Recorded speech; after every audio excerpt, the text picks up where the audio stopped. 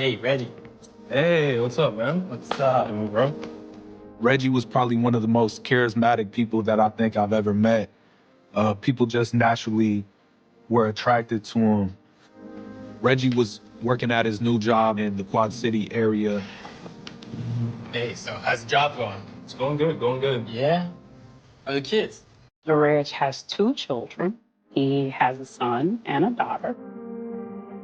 He loved his children. Lil Reg was silly. He still didn't take too much of anything serious. The only thing that he took seriously was fatherhood. That's it. He was a serious father. Oh, they're growing up so fast. Reggie, is that who I think it is? His girlfriend, Kiara, had just recently moved to Cedar Rapids. And so he would just go out there to spend his time with her. And then he still had his own place in the Quad Cities. He just thought she was like real, like amazing. Like, and he was kind of like starstruck by her. Like he thought he hit the lotto when he met her. Yo, I gotta go. I'll see you in a few days. Reggie, always a pleasure, man. I never thought that would be my last time to be in his presence or seeing him. We probably just thought it was just another day that we would go about our separate ways and we'll just see each other tomorrow.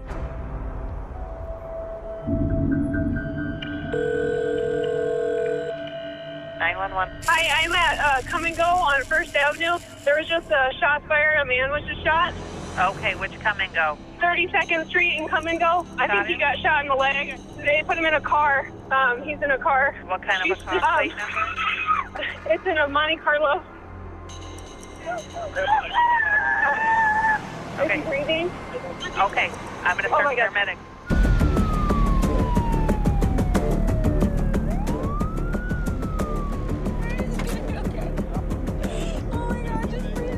Uniform officers responded to the Come and Go. They determined quickly that the victim, Reginald Ward, was in bad shape. Reggie is bleeding heavily from a gunshot wound to his upper leg. When officers first got there, Reginald Ward was still alive. And in fact, other bystanders who were there that morning had attempted to provide aid to him. Reggie's girlfriend, Kiara Morris, is with him.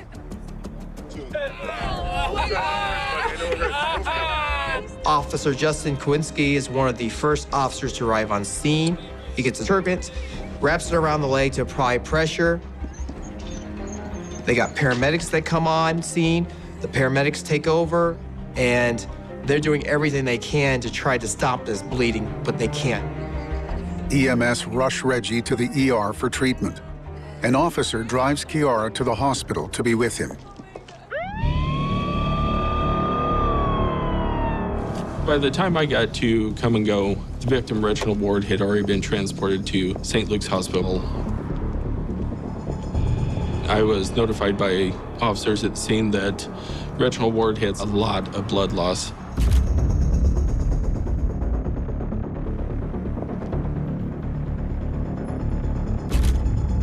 It appeared where the shooting happened, there were multiple shell casings. The car that Reginald Ward was in was a black 2-door Monte Carlo. It was near the exit, and that's where they had stopped and attended to Reggie. I went and spoke with the manager. I'm Investigator DeVory. Tell us what happened. She said she was cleaning the pumps when she saw the 2 vehicles come into the parking lot and stop at the pumps, and she knew right away something was going on by the way they pulled into the gas station. They were coming in at a higher rate of speed than normal, and once they were stopped, Reginald immediately exited his black Monte Carlo and was in an argument with the driver of the gold sedan. So she retreated to the store, and by the time she was getting to the store, people were starting to say there was a shooting. I will need to see the surveillance.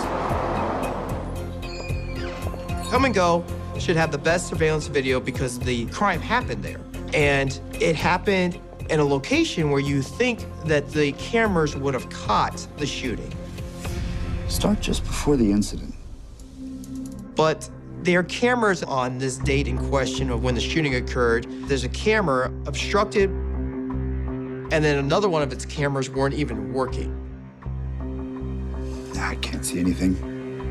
I was expecting to see the shooter, also see the vehicle that was involved.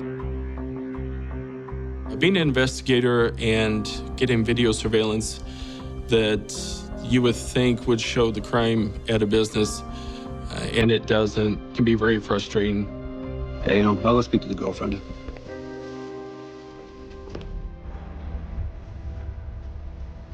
I went to St. Luke's Hospital to speak with a prime witness, Kiara Morrissey, and we were hoping that she would be able to tell us who did this. Hi, Kiara. I'm investigator Jake, and I need to ask you a few questions about what happened this morning. The doctor came in while I was trying to talk to you. Kiara, Reginald Ward was alive, but wasn't looking good. He was in what's called PEA, pulseless electrical activity, when he came in, so he's not getting blood flow to his brain. Just tell me, is he kind of dead? Yeah, we got a heart rhythm back, and it's so how long? It may be alive enough to go to the OR, but how his brain recovers after all of that downtime is unknown. Could be badly stroked. So it's definitely not good. Where was he shot? Do you know? Reginald was shot in the lower left area near his groin. He was shot by this special ammunition called RIP.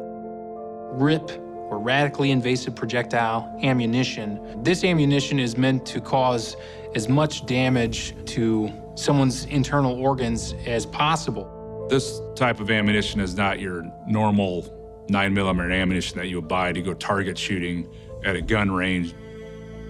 It is these special bullets that are designed when they enter into a body to split into multiple pieces. The bullet spidered into his body and basically shredded his insides. It was difficult, though, for Kiara due to the shock that she had just witnessed Reginald Ward be shot right in front of her. I don't want to talk. Pardon me? I don't want to talk, and I'm not talking about anything right now. I have to think about my life.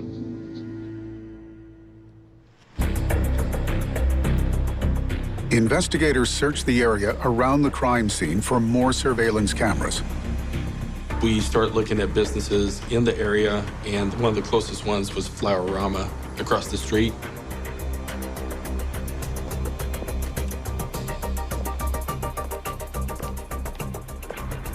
Hi, I'm with Cedar Rapids PD. I need to review your surveillance footage for this morning.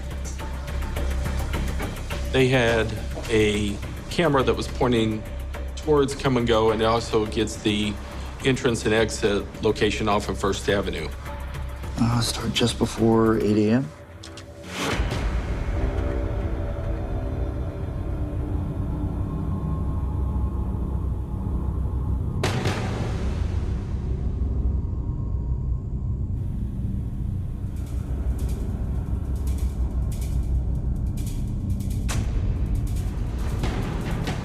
There's the car.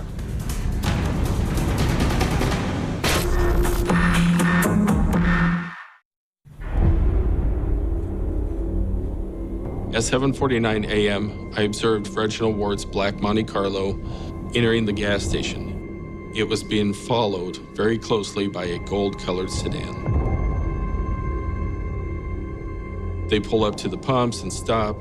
We think we have this perfect view, but there's this black pickup truck that's blocking a half of it. Punch in there. We were able to enlarge the Flowerama video surveillance. We're able to see Reginald Ward exit his vehicle. He's identified because he has a white T-shirt on. The individual in the gold car is wearing all dark clothing. two individuals kind of keep a brief distance from each other. They're not face to face, they're not in each other's nose to nose. But there is definitely, by the body language, there's some words being exchanged.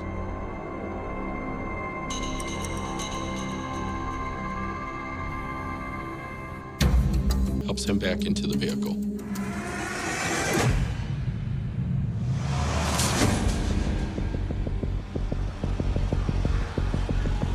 The shooter gets back into his gold car and makes a fast exit from the gas station.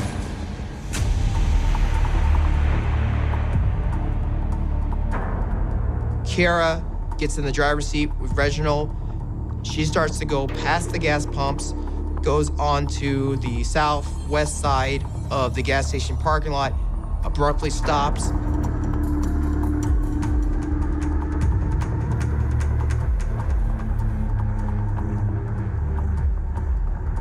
Kiara exits the driver's side and runs around to the passenger's door. Bystanders then emerge from the come and go and heads towards the black Monte Carlo to help Reggie. Can you clean that up? We are hoping to not only see what happened, but also try and get a license plate or a possible identification made on the shooter.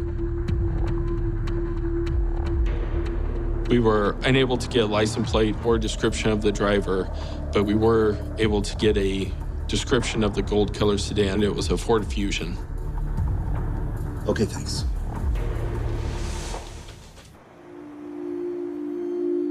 Across town, Reggie's family learn about the shooting.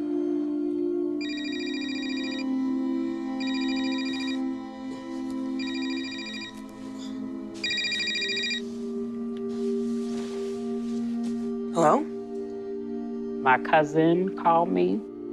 She said, Zan, the Reg got shot. She's crying. And I'm like, what happened? She said, I don't know. I hang up the phone. I scream.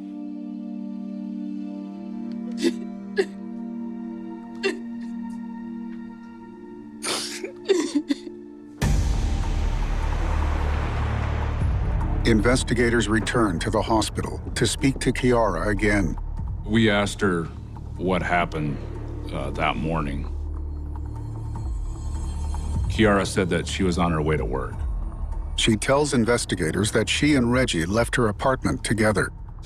Did he stay all night with you last night? Mm-hmm. When you guys were driving to work, what happened on the way up to the gas station? Well, nothing. Basically, there was a car that we went to the gas station and they went to the gas station. Okay. Where did you first see that car at? I wasn't paying attention. I didn't expect a car. I didn't know this until the car pulled in too. We asked Kiara to try and explain what had happened, as we had told her that witnesses knew that she was right there. From the confrontation that some of the witnesses talked about, they said there might have been more to what was going on. Well, that's just their perception. How can they sit there and say that? Well, they're saying that one car almost chased the other car into the parking lot. They can't know what's going on when I don't even know. Yeah. She really was difficult and didn't want to answer the question. Kiara, to me, seemed like she didn't want to help us. She was at the scene. She saw the shooter. We needed to expand our investigation further, so we got a search warrant for Kiara's apartment.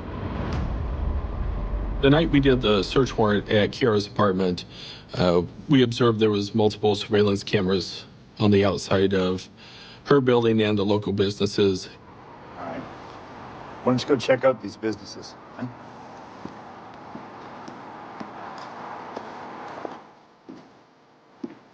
The apartment of Kiara Morse was searched in an attempt to find potentially any evidence that would lead us to a suspect of this shooting. Check those cupboards.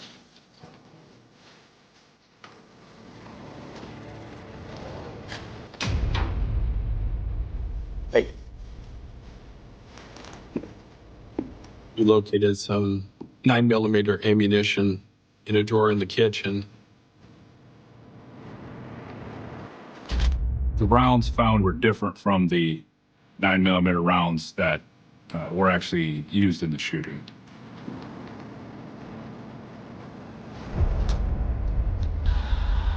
Hey.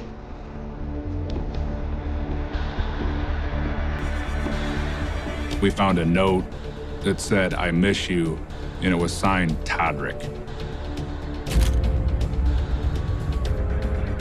They don't know who Todrick is. They don't have a connection. What's going on? Is this potentially a connection to the shooting, or is this some random note?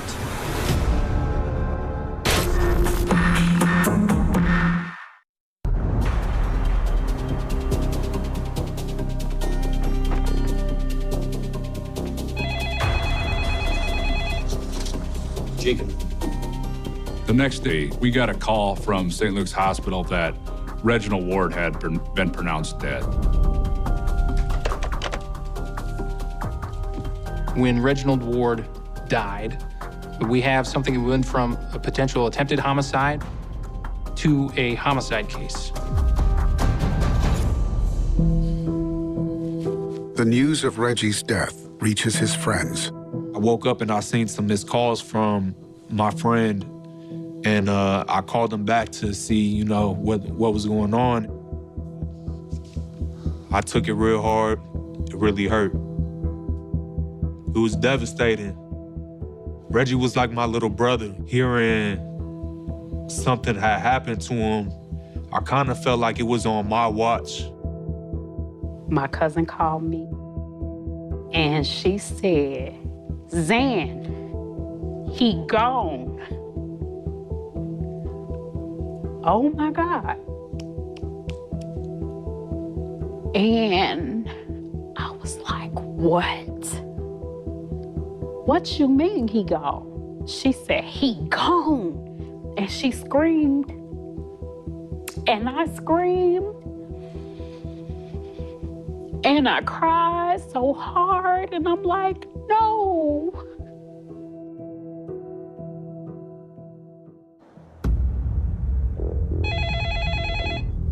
DeVore. The day after the shooting, we received an anonymous call saying that Kiara and her boyfriend Reginald were having problems with a ex-boyfriend. This anonymous caller did name the ex-boyfriend as Todd Jenkins. We then remembered the note we found in Kiara's apartment, "I miss you, Todrick," and we felt there's probably a connection. Thanks. Got a name? When I learned that Kiara had problems with an ex-boyfriend, that's a red flag to me. We may have found a motive for Reginald's killing, but we need to do more investigation and find out more information about Todd Jenkins. We find that he's from Davenport, Iowa, which is about an hour and a half from Cedar Rapids. So he'd been previously arrested also in Iowa for misdemeanor crime. Where that crime occurred, they took a .40 caliber pistol from him. The trace on the firearm shows that it was purchased from a gun store in Davenport. Hi, I'm calling from Cedar Rapids PD. Contacting that gun store, we find that Todd Jenkins had recently purchased a Glock 9mm pistol. We also found that he had purchased RIP ammunition from this gun store. RIP, you're sure? The same ammunition that was used to kill Reginald Ward. This ammunition was so rare that even the gun shop owner said, "I've only sold one box to one person," and it was this person, Todd Jenkins. Okay, thanks.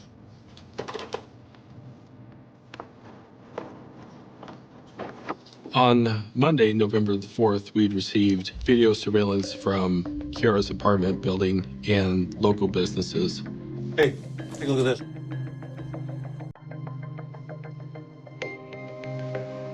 The video surveillance from Kiara's building, it shows us a wide angle of the parking lot and the entrance into the building. Kiara's apartment is only a few minutes' drive away from the come-and-go where Reggie was shot at 7:51 a.m. Start at 7:45.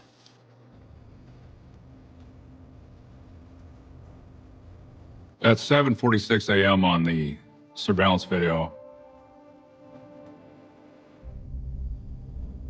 we see two figures exit the apartment building and then get into a black Monte Carlo. Punch it in.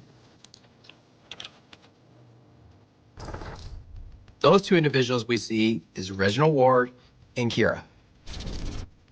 And we see them walk to the parking spot where Reginald's car is parked. Reginald get into the driver's seat, Kiara get into the passenger seat. We then see the vehicle start to back up from its parking spots. Good thing.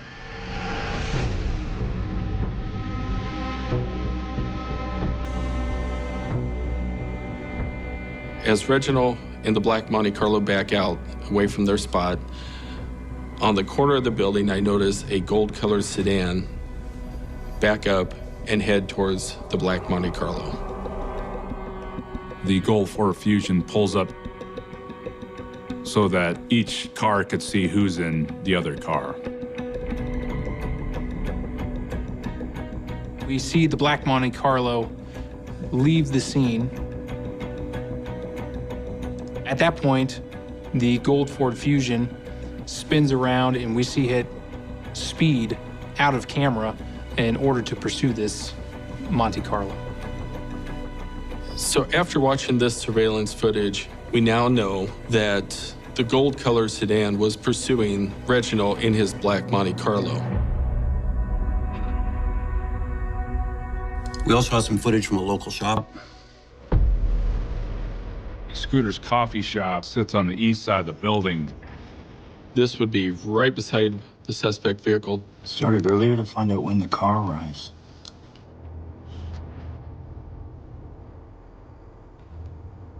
At 7:26 a.m.,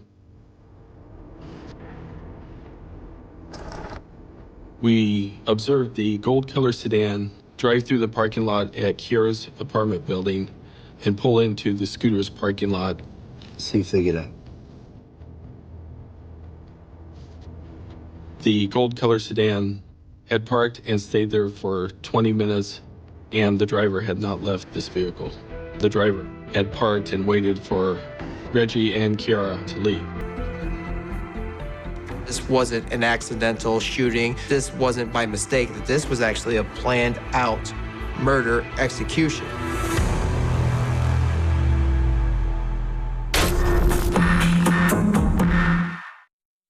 Go back to where it pulls in.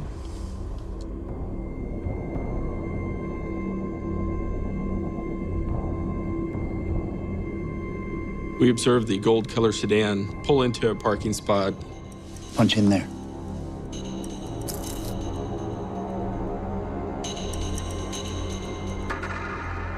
That's when we're able to see the license plate.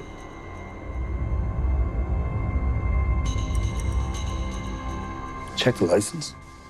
We were able to locate the registered owner of the vehicle. It was a relative of Todd Jenkins. The car belongs to Todd's sister, Brianna Sanders Benavides. Investigators put out an alert to locate the gold Ford. The Davenport Police Department finds the vehicle in Davenport and abandoned on the street. I contacted Brianna Benavides about her gold Ford Fusion to find out who would have had the car in Cedar Rapids at the time of the murder. In speaking with her, she does confirm that Todd Jenkins is her brother. She wouldn't tell me, though, who had the car when it was in Cedar Rapids. So a search warrant was obtained for the vehicle. Our crime scene investigators search the car and find that it's been thoroughly cleaned by someone. We do get a break, however, and find that the car had what's called an infotainment center. That infotainment center stores all the vehicle's data about where that vehicle was, where that vehicle went. The GPS data confirms that the Gold Ford Fusion was at the come and go at the time of the murder.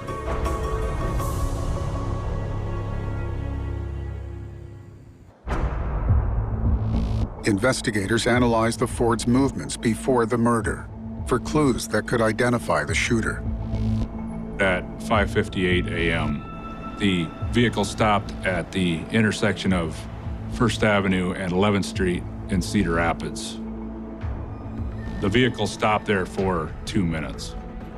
It went right next to Casey's, located in the 1200 block First Avenue, which is 2 blocks away from Kiara's apartment. I also know from my experience that this Casey convenience store has surveillance video. I'll check it out. I followed up with this information and went to the Casey's. Hi, Investigator DeVore, Cedar Rapids, PD. I need to review your surveillance footage for October 30th. Can we start just before 6 a.m.?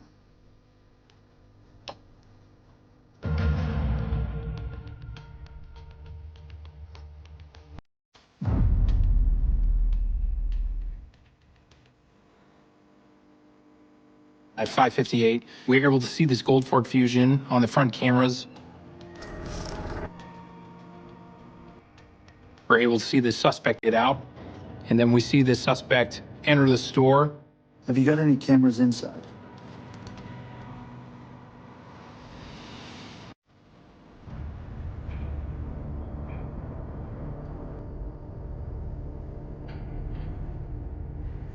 And when he walks through the door, you're able to see who it is. There, punching on his face?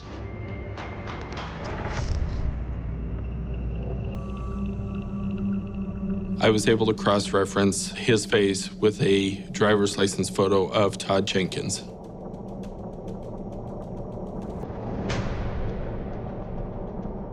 This person is Kiara's ex-boyfriend.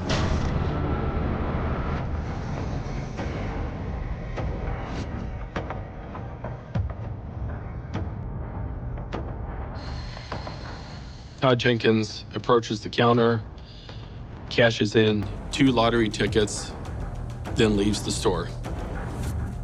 On the exterior camera, you can see Todd pull away in the gold-colored sedan and head towards Kiara's apartment. Have you still got those lottery tickets? Thanks. Not only do we have a picture now, but we have the lottery tickets that he used that morning, and he signs Todd Jenkins. That's the break we've been looking for. Now we knew the identity of the shooter and the past relationship and history with Kiara. At this stage, we were able to prove she was lying because she knows who the shooter is. While officers track down Todd Jenkins, investigators secure Kiara's cell phone records. They review the calls from October 30th, the day Reggie was shot. There was a phone call 2 minutes prior to the murder where Todd called Kiara. This shows that he called while he was chasing Reginald Ward and Kiara Morrissey down First Avenue towards the Come and Go store. Also, there's a text message from her to Todd Jenkins that says, "If you want to fight or shoot this man, you have to be ready."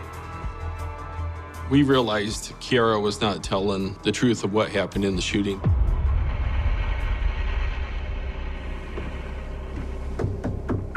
Investigators go to her apartment. Hi, Kiara. How are you doing? What's up? Well, we've tried leaving you messages, and you're not returning our calls. Because I don't have time for that right now. We're doing our job. Can we come in and talk to you? Okay, sure. We asked Kiara about a phone call at 7:47 a.m., just 2 minutes before the shooting. You guys are driving down the road on First Avenue. Did you talk to Todd at that time? I don't know. I can't remember. I can't remember who I talked to for 2 minutes. Let's get past the I don't know stuff, okay? You want to tell us the truth? I can only tell you what I know for a fact is the truth.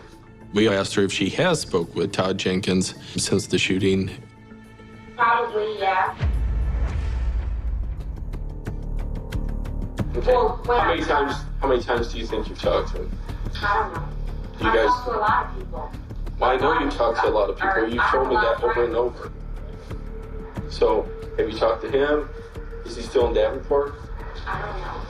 I'm done talking to you. Kiara was to the point where she doesn't want to answer questions truthfully. From my experience, I believe that Kiara was being evasive. We're feeling comfortable that we can file our charges. But we have no idea where Todd is. He's basically went off the grid. I need a warrant for Todd Jenkins. Yeah, thanks.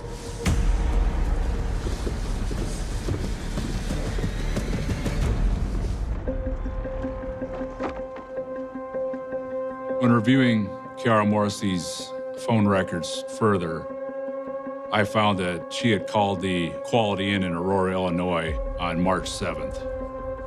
Hi, Cedar Rapids Police Department. Officers speak to somebody at the front desk. They verify there is a Todd Jenkins staying there. Can you send over your security footage? We received video surveillance footage from the lobby of this Quality Inn.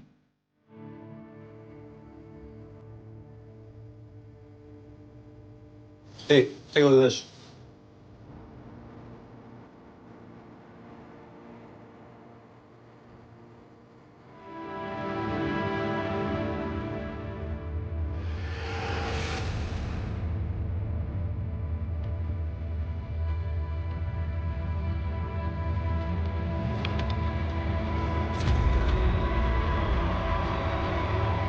It's Todd. It's Kira.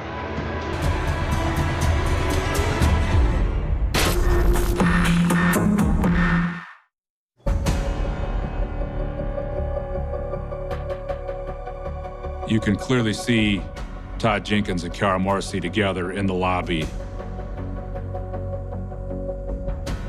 This does show that Kiara Morrissey, Todd Jenkins, they're back together since this crime had been committed on October 30th of 2019.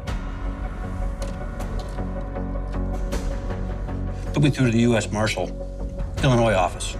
We called in our U.S. Marshals to go to Aurora to the hotel to see if Todd was still there.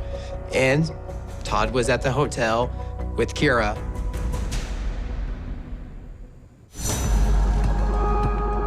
On March 26, 2020, U.S. Marshals take Todd Jenkins into custody. He was transferred to the Kennel County Jail in Illinois. I did interview Todd inside the jail.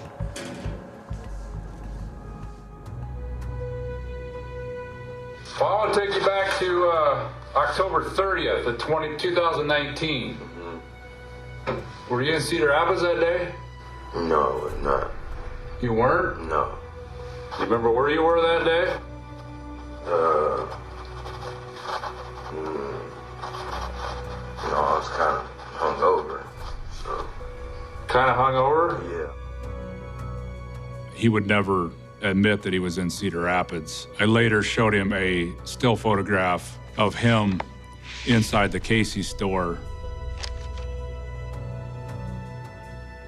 That's you, in a Casey's in Cedar Rapids, Iowa on October 30th of 2019. Why were you there?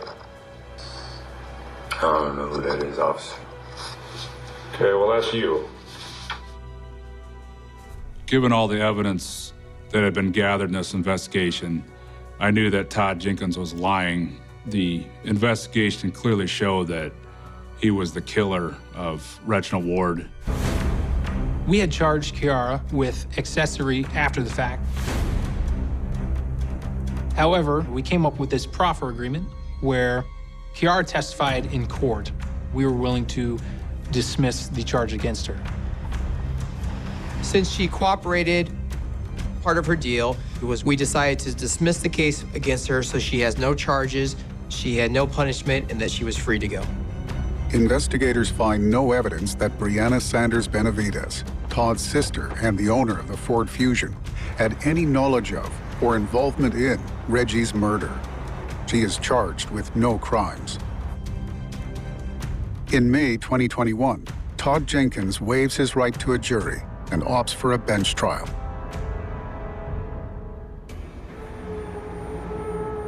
This was a case where we had so much surveillance video that you can't contradict that. Prosecutors pieced together the events that led to Reggie's murder. Reggie and Kiara have been dating for over a year. Kiara's ex, Todd Jenkins, is jealous of their relationship. He decides if he can't have Kiara, then neither can Reggie. On the morning of October 30th, Todd drives his sister's gold Ford Fusion.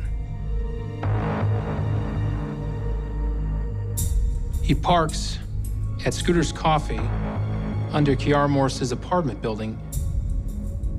Todd has with him the Glock 9mm pistol and the RIP ammunition that he had purchased weeks prior. He then puts his plan into action the moment that Kiara and Reggie exit Kiara's apartment. He pursues Reggie and even calls Kiara from behind the wheel. Kiara and Reggie pull into come and go. Todd follows.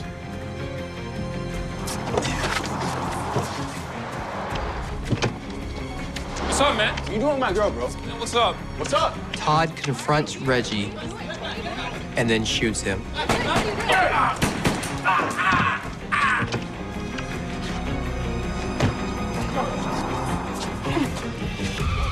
Todd then drives to Muscatine, where police believe that Todd throws the gun into the Mississippi River.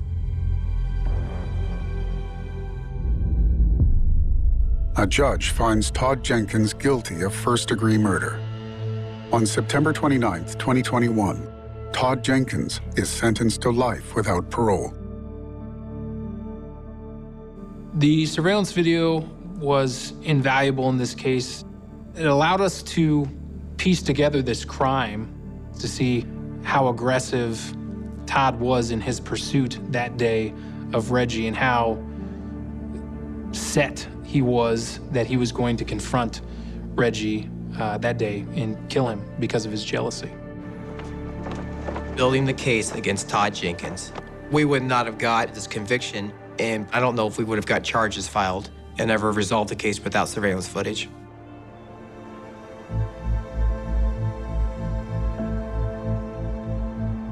Todd Jenkins was an absolute coward. You had to pull a gun and shoot my brother while he was walking away. Over a girl? She meant that much. And don't nobody got it now. Because my brother dead and you in prison for the rest of your life. He's gone, and no matter what I do or say or how I feel, like, he'll never come back, and it's just something that I'm gonna have to live with. So I got a tattoo for Reggie. It says LLR, and it stands for Long Live Reggie. As far as me moving on or dealing with Lil Reggie's passing, I have not. I haven't. I always have him with me.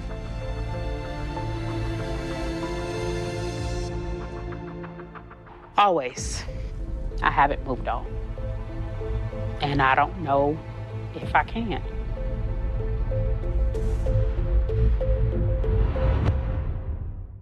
Next time on See No Evil. There's a dead body on the side of the road.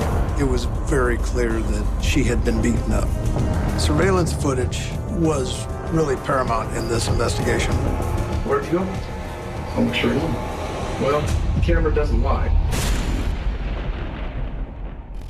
It began with a sound no one could quite describe later.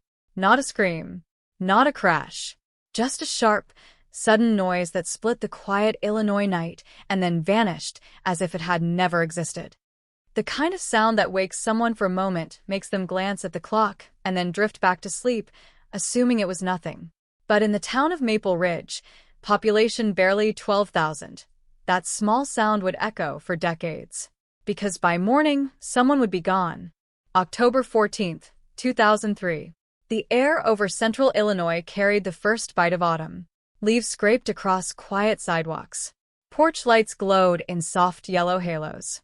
Maple Ridge was the kind of place where nothing ever really happened. Doors stayed unlocked. Kids rode bikes until sunset. Neighbors waved across driveways without thinking twice. And at the center of that quiet routine was a house on Willow Creek Road. A modest two-story home with white siding and a wide oak tree leaning over the front yard. The kind of house you pass without noticing. Inside lived 26-year-old Emily Harper. Emily wasn't famous. She wasn't wealthy.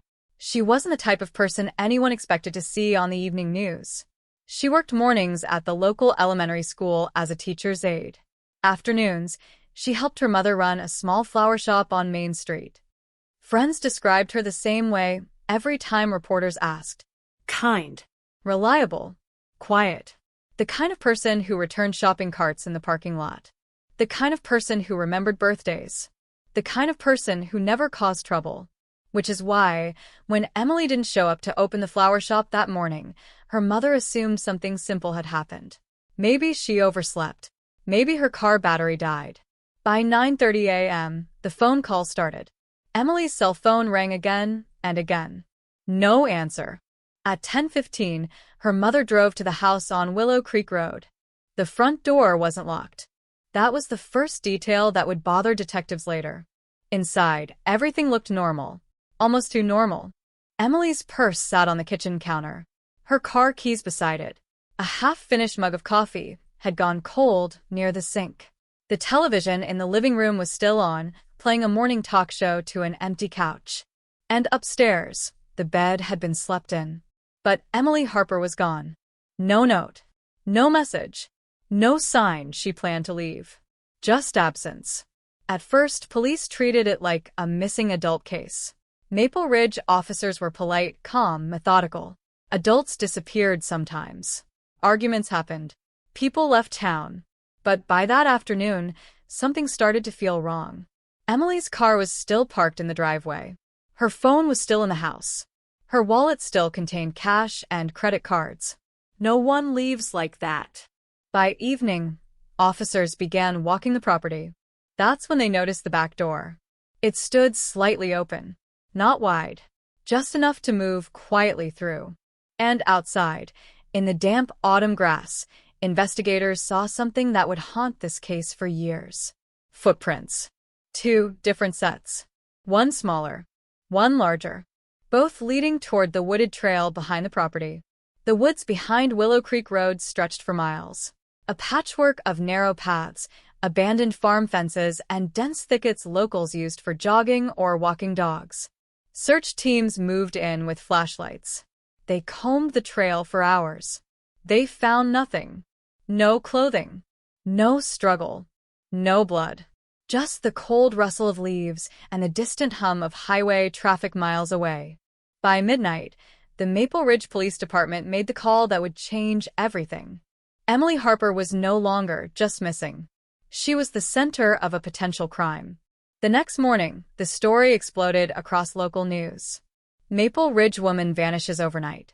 Police investigating mysterious disappearance. Within days, reporters parked outside the Harper home. Neighbors spoke quietly to cameras. Everyone said the same thing. Emily didn't have enemies. Emily didn't cause problems. Emily didn't disappear. But detectives quickly discovered something unsettling. Someone had been inside that house with her the night she vanished. And whoever it was likely knew her. Because there were no signs of forced entry. No broken windows. No damaged locks. Whoever stepped through that back door had either been invited in or had a key. As the investigation deepened, police began reconstructing Emily's final hours. The timeline started early the previous evening. 6:12 p.m. Emily left the flower shop with her mother. Security cameras showed her laughing, carrying a small bag of leftover daisies. 6:40 p.m. She stopped at a grocery store 3 blocks away. A cashier remembered her clearly. Emily bought soup, crackers, and a bottle of wine. Normal things. Small things. But normal is exactly what investigators were looking for. Because normal meant she had no plan to vanish. At 7:10 p.m., she returned home. Neighbors later remembered seeing her kitchen light turn on. Around 8 p.m., she made a phone call. The number belonged to someone close. A man named Daniel Reeves. Daniel was 32 years old. A contractor. A familiar face in the Harper family's life for nearly a decade. He had helped remodel the flower shop years earlier. He attended neighborhood barbecues. He sometimes helped Emily's mother fix things around the house. Friends described him with the same words they used for Emily. Friendly. Reliable. Normal. Phone records showed the call lasted just under 4 minutes. Investigators would later listen to Daniel's voice during interviews, replaying that connection again and again in their minds.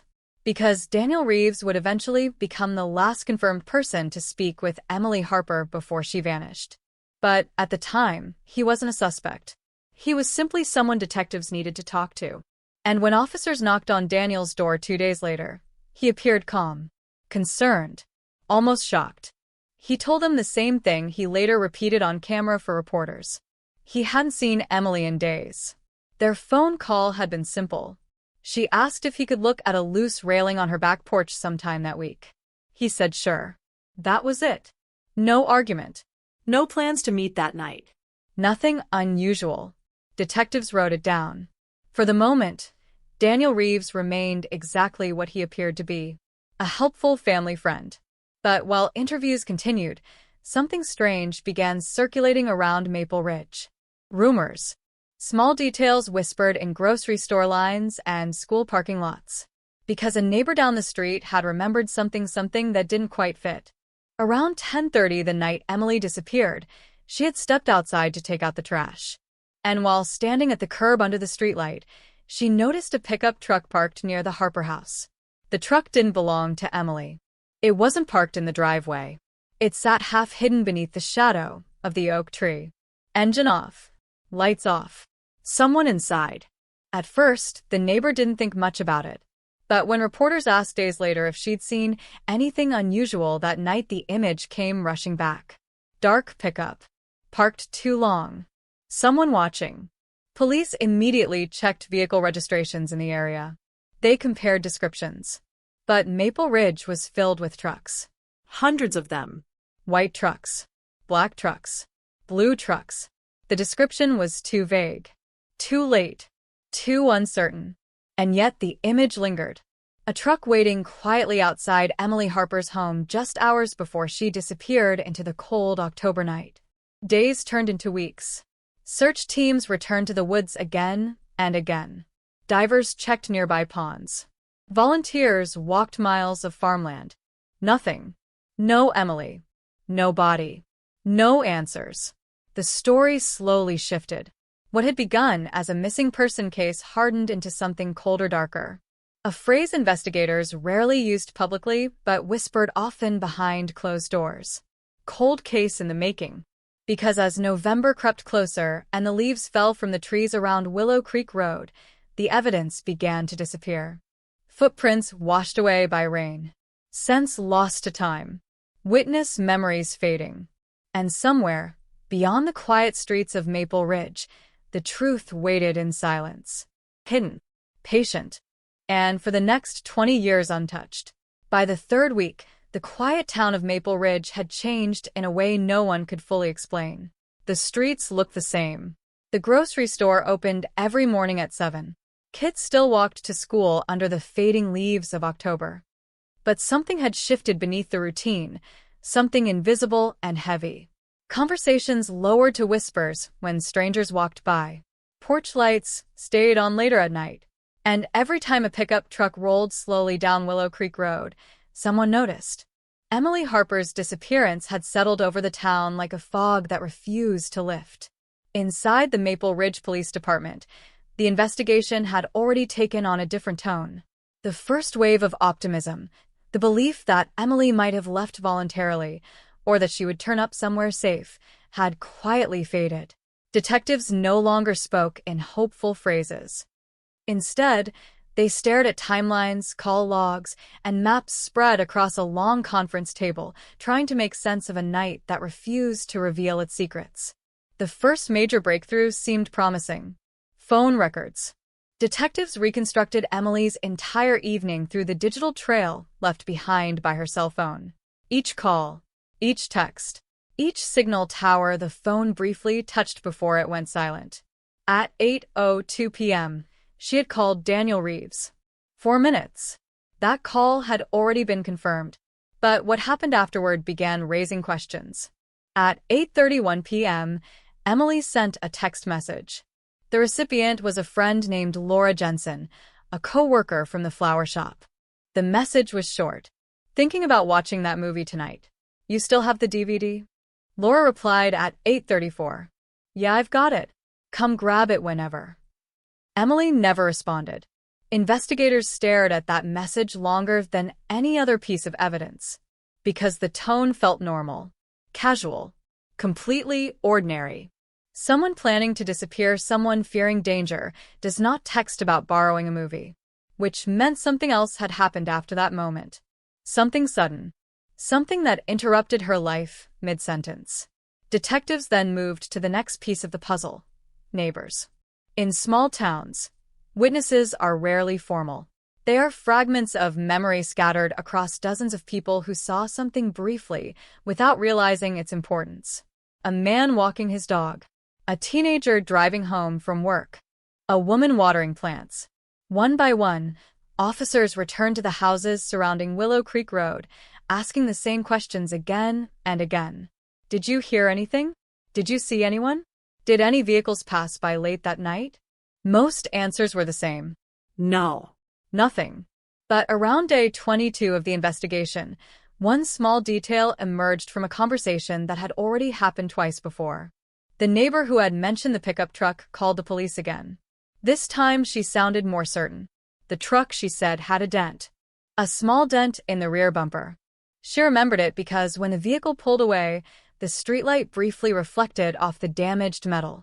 It wasn't much, but it was something. Detectives began checking local repair shops, body shops, mechanics, any report of trucks with rear bumper damage. And eventually one name surfaced. A mechanic on the edge of town remembered a black Ford pickup that came in for a bumper inspection a few weeks earlier. The driver had decided not to fix it. The owner's name on the paperwork, Daniel Reeves. When detectives saw the report, the room went silent. Daniel Reeves, the same man who spoke to Emily on the phone that night. The same man who had calmly told officers he hadn't seen her in days. Suddenly, the harmless detail of a dented bumper carried a different weight. 2 detectives drove to Daniel's house the following afternoon. The truck sat exactly where they expected it, parked beside the garage. Black Ford F-150. Rear bumper dented. But something else caught their attention. The truck had been recently washed. Not just rinsed. Cleaned. Thoroughly. Too thoroughly for late October in rural Illinois. Mud splashes should have coated the sides from gravel roads. Instead, the paint gleamed. Inside the cab, the interior smelled faintly of cleaning chemicals. Daniel answered the door wearing work boots and a gray sweatshirt. He greeted the officers with the same relaxed tone as before. When asked about the truck, he didn't hesitate. Yes, the bumper had been dented. A parking lot accident a few months earlier. Yes, he had driven around Maple Ridge that night. He often drove late after work, clearing his head, listening to the radio. Perfectly normal things. The detectives listened quietly. Then they asked a question that shifted the atmosphere instantly. Did you stop by Emily Harper's house that night? For the first time since the investigation began, Daniel Reeves paused. Just for a second. Barely noticeable. But detectives would later replay that moment in their minds over and over. Because pauses matter. His answer came quickly after. No. He said he drove past the area but never stopped. He didn't even know Emily was home. The officers thanked him for his time. But as they walked back toward their car, one of them looked again at the truck parked in the driveway. The dented bumper. The spotless paint. And the quiet street where a woman had vanished without a trace. Inside the vehicle, Forensic teams would later search for anything out of place. Hair. Fibers. Blood. Anything. But the truck offered them nothing. The cleaning had been too thorough. Too careful. Weeks passed. Winter began creeping into Illinois. And the search for Emily Harper slowly shifted from urgency to endurance. State police joined the investigation. Posters appeared in neighboring counties. A hotline opened for anonymous tips. Calls poured in. Sightings in gas stations. Sightings on highways. Sightings in cities hundreds of miles away. None of them real. Each lead collapsed under simple verification. Emily Harper had vanished from the face of the earth. But investigators kept returning to one uncomfortable reality. Daniel Reeves was the last known person connected to her final hours. They reviewed his alibi again. He claimed he spent the rest of that night driving aimlessly before returning home around midnight. No witnesses. No receipts. No cameras capturing his truck on nearby roads. In 2003, surveillance coverage was limited. Most streets had none, which meant the timeline between 8:06 p.m. and midnight existed in complete darkness. For hours. For empty hours. Plenty of time for something terrible to happen. Still, suspicion is not proof. And detectives needed evidence. Real evidence. Not dents in bumpers or vague memories under streetlights. So they turned to the woods again. The wooded trail behind Emily's house had already been searched repeatedly. Volunteers had walked every visible path. Officers had checked ponds, drainage ditches, and abandoned barns. But winter changes landscapes. Leaves fall. Vegetation thins. New shapes become visible. In December, investigators launched another search operation, this time using trained cadaver dogs. The dogs moved carefully through the forest behind Willow Creek Road, noses low, weaving between bare trees and frozen patches of ground. For nearly an hour, they detected nothing. Then one of the dogs stopped. Its body stiffened. The handler raised a hand. Everyone around them froze.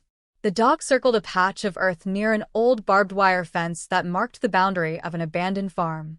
And then it began barking. The sound cut through the silent woods like a siren. Officers moved in immediately. Shovels hit frozen soil. Layer after layer of dirt peeled away. But what they found beneath the ground was not what anyone expected. Because the hole had already been dug before. And whatever had once been buried there was gone. The hole in the frozen ground was shallow. Too shallow for what detectives had feared, and yet too deliberate to ignore. The soil beneath the barbed wire fence had clearly been disturbed weeks earlier, maybe months. The earth had been turned over and packed back down, as if someone had dug there in a hurry and then tried to erase the evidence before leaving the woods behind. The cadaver dog refused to move away. It circled the spot again and again, barking into the cold December air while investigators stood around the pit with flashlights cutting through the early winter darkness. Something had been there. Something human. But now it was gone. For several long minutes, no one spoke. The only sound came from the wind pushing through bare branches above the clearing. Finally, one of the state investigators crouched beside the hole and began brushing away the remaining dirt with gloved hands. Slowly, carefully, the soil revealed faint impressions along the edges of the pit. Marks from a shovel. And something else. Plastic. Tiny fragments of black plastic caught between clumps of frozen dirt. Evidence technicians sealed the pieces in bags. It wasn't much, barely visible against the dark soil, but in a case where almost nothing existed, even a fragment mattered. The dogs searched the surrounding area for hours after that discovery. They followed faint scents along the tree line, weaving deeper into the woods before the trails faded into nothing. Snow began falling before midnight, covering the disturbed ground and swallowing the last physical signs that someone had been there before. When the team finally packed up and returned to Maple Ridge, the discovery left investigators with a troubling new theory. Someone had buried something in those woods. And then someone had come back to remove it. The question that lingered inside the investigation room that night was simple. Why? Inside the Maple Ridge Police Department, a map of the wooded area now covered an entire wall. Red markers marked every search route, every trail, every location where dogs had paused or circled. The shallow grave beneath the old fence line now sat at the center of everything. Detectives leaned over the table beneath the map, studying it like a battlefield. Because if someone had returned to that location to remove a body, they would have needed time, privacy, and familiarity with the land. Which brought the conversation, once again, back to Daniel Reeves. Daniel had lived in Maple Ridge nearly his entire life. He grew up hunting in those same woods. Friends later confirmed he knew the trails well enough to navigate them in complete darkness. And more importantly, he owned tools. Shovels. Tarps. Heavy-duty contractor supplies that could easily move or conceal something large. Still, suspicion was not enough. Detectives needed proof. They obtained a warrant to search Daniel's property in early January. The news spread through Maple Ridge almost instantly. Police cars outside the Reeves home. Yellow tape across the driveway. For many residents, the scene felt surreal. Daniel Reeves wasn't a stranger passing through town. He had fixed people's porches, repaired roofs, installed kitchen cabinets. He had stood in their living rooms drinking coffee while discussing paint colors and budgets. Now investigators were carrying boxes of evidence out of his garage. Inside the garage, they found tools lined neatly along the walls. Power drills, hammers, work lights, and 3 shovels. Each shovel was photographed, bagged, and sent to the lab. But the most unsettling discovery came from something much smaller. A roll of black plastic sheeting stored on a shelf above Daniel's workbench. When detectives unrolled it, the material looked almost identical to the plastic fragments found in the disturbed soil beneath the fence in the woods. Forensic analysts compared the pieces carefully under microscopes. The composition was the same. Industrial-grade plastic used by contractors for insulation and construction work. But there was a problem. Thousands of stores sold the same material across Illinois. The plastic alone could not link Daniel Reeves to the shallow grave. Weeks passed while forensic teams tested every inch of the evidence collected from the Reeves property. They searched for blood, hair, fibers, anything that could tie him directly to Emily Harper's disappearance. But the results came back empty. The garage was clean. The truck had already been scrubbed too thoroughly to produce anything useful. And the plastic sheeting, while suspicious, could not stand alone as proof. Once again, the investigation drifted into uncertainty. Meanwhile, winter tightened its grip on Maple Ridge. Snow blanketed the wooded trails behind Willow Creek Road. The shallow grave discovered beneath the fence disappeared beneath layers of ice and frost, becoming just another patch of frozen ground in a silent forest. But something else was beginning to happen inside the community. Fear. Not loud fear. Quiet fear. The kind that changes habits slowly. Parents began walking their children to school instead of letting them ride bikes alone. Women in town started locking their doors at night. Conversations in the flower shop, the diner, the church parking lot always returned to the same unsettling thought. If Emily Harper had been taken, the person responsible might still be living among them. And sometimes, late at night, headlights from passing trucks would glide slowly across the houses on Willow Creek Road. Every time it happened, someone looked out their window, watching, waiting, because the idea that a killer might still be out there had become impossible to ignore. Inside the investigation, the detectives faced another growing problem. Time. Witness memories were fading. The neighbor who saw the truck could no longer remember the exact shape of the driver's silhouette behind the windshield. Other witnesses began second-guessing what they had seen that night. Even Daniel Reeves remained calm through repeated questioning. His story never changed. He drove around town that evening. He went home. He slept. Nothing unusual. Without physical evidence or a witness placing him at Emily's house, prosecutors could not move forward. Months passed.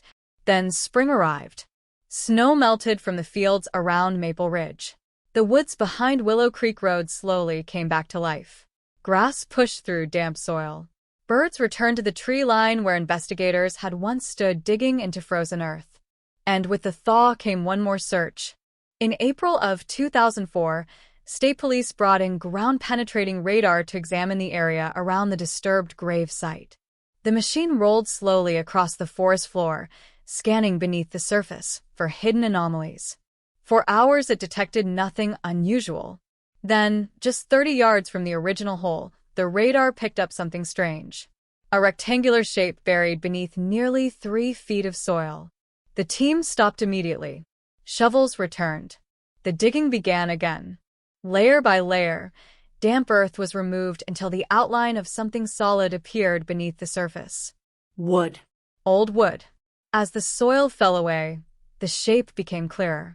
A small wooden crate, roughly 4 feet long, buried carefully in the ground. For a moment no one spoke, because the crate was almost exactly the size detectives had feared. The lid creaked open slowly as investigators lifted it free from the dirt. Inside, wrapped in plastic, was something no one expected to find. Not a body, not clothing, but a collection of objects. Emily Harper's objects. Her silver necklace, the one her mother had given her years earlier. A pair of running shoes she often wore on evening walks. And the empty leather wallet she had left behind in her kitchen. The discovery sent shockwaves through the investigation. Someone had buried Emily's belongings in the woods. Not discarded them, buried them, hidden carefully inside a crate beneath the soil. And whoever had done it had returned once before removing something else from the shallow grave beneath the fence. Something that had never been found. The wooden crate changed everything. Until that moment, the disappearance of Emily Harper had floated in a strange space between theories: missing person, possible abduction, voluntary disappearance that simply made no sense. But when detectives lifted those familiar objects from the damp plastic lining the crate, the investigation crossed an invisible line. This was no longer a mystery about where Emily had gone. This was a crime. Inside the evidence room at the Maple Ridge Police Department, the items from the crate were laid carefully across a stainless steel table under bright fluorescent lights. The silver necklace, the running shoes, the empty wallet. Each piece felt painfully ordinary. The necklace carried a small heart-shaped charm that Emily's mother immediately recognized when detectives showed it to her hours later. The shoes still carried dried mud along the soles, the same pair Emily often wore on the jogging trail near the woods. And the wallet. That detail unsettled investigators the most. Because when Emily disappeared, her wallet had been sitting on the kitchen counter. Multiple officers had seen it during the first walkthrough of the house, which meant someone had returned to that house after the disappearance. Or someone had taken it that night before police arrived. The possibility tightened the investigation like a knot. Forensic teams examined every inch of the items pulled from the crate. Fibers were lifted from the plastic wrap. Soil samples were collected from the shoes. The wallet was dusted repeatedly for fingerprints. Most prints belonged to Emily. One partial print appeared along the inside edge of the wallet, but it was incomplete. Too smudged. Too damaged to identify anyone. Still, the presence of those belongings buried in the woods confirmed something detectives had feared since the beginning. Emily Harper had not simply walked away from her life. Someone had taken her, and someone had gone to extraordinary lengths to hide the evidence. The next question came quickly. Why bury her belongings separately? Why take the time to place them in a crate and hide them 30 yards away from the shallow grave where the cadaver dogs had reacted? The answer investigators considered was unsettling, because it suggested planning. Someone had not panicked in those woods. Someone had taken their time. And if the items had been buried so carefully, it raised a terrifying possibility about what had originally been buried in that first shallow grave. Something the killer had come back for. Something that had been removed before the cadaver dogs arrived. That realization brought the investigation crashing back to the same name that had been circling the case from the beginning: Daniel Reeves. When detectives reviewed his statements again, small inconsistencies began to emerge. Not lies that stood out immediately, but small shifts, details that changed subtly between interviews. In his first conversation with officers, Daniel claimed he drove around town the night Emily vanished. Later, during a second interview weeks afterward, he mentioned stopping near the highway for gas. But no gas station cameras had captured his truck that evening. In another statement, he told investigators he had gone home before midnight. Later, he suggested it might have been closer to 1 a.m. Each change was small, almost forgettable. But when detectives lined the statements side by side, the timeline started to look less stable. And then another detail surfaced. One of Daniel's coworkers mentioned something unusual during a routine interview. On the morning after Emily disappeared, Daniel had arrived at a job site unusually late. Nearly 2 hours late. When asked why, he simply said he had slept badly. At the time, no one thought much about it. But investigators began calculating distances on their map again. From Daniel's home to Emily's house. From Emily's house to the woods behind Willow Creek Road. From the woods to the abandoned farm fence where the shallow grave had been found. Every route fit comfortably inside the missing 4-hour window from that night. Plenty of time. Still, suspicion was not proof. And prosecutors remained cautious. Without Emily's body, building a case strong enough for trial would be nearly impossible. Meanwhile, life in Maple Ridge continued under the long shadow of the investigation. Months passed. Summer arrived.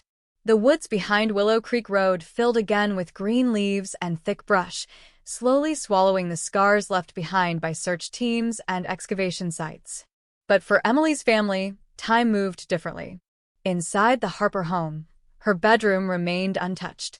Her mother kept the door closed most days, unable to walk inside without feeling the sudden hollow silence that had replaced her daughter's laughter. Neighbors stopped asking questions. Reporters slowly disappeared. What had once been headline news faded into a quieter phrase investigators used more often with every passing year. Cold case. By 2006, the investigation officially slowed. Detectives had followed every lead they could verify. The wooden crate and the disturbed grave site remained the strongest clues, but neither could directly tie anyone to Emily's disappearance. Daniel Reeves remained under quiet suspicion, but no evidence had surfaced strong enough to charge him with a crime. He continued living in Maple Ridge. He continued working construction jobs. And occasionally, residents still saw his black pickup truck rolling through town streets at night. But the town slowly tried to move forward. New families moved in. Children grew older. Businesses changed hands along Main Street. The missing posters eventually disappeared from storefront windows. Still, Emily Harper's absence never truly faded. Her name remained part of Maple Ridge in a quiet, lingering way. Sometimes during town meetings someone would ask if there had been any progress in the case. Sometimes an old neighbor would glance toward the woods behind Willow Creek Road and remember the flashing lights and search dogs from years earlier. And sometimes, late at night, someone would remember the dark pickup truck parked beneath the oak tree. Waiting. Watching. Because even though the investigation had grown quiet, one uncomfortable truth remained.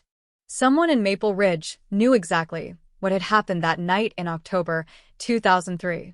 Someone had dug that shallow grave. Someone had buried Emily's belongings in a wooden crate.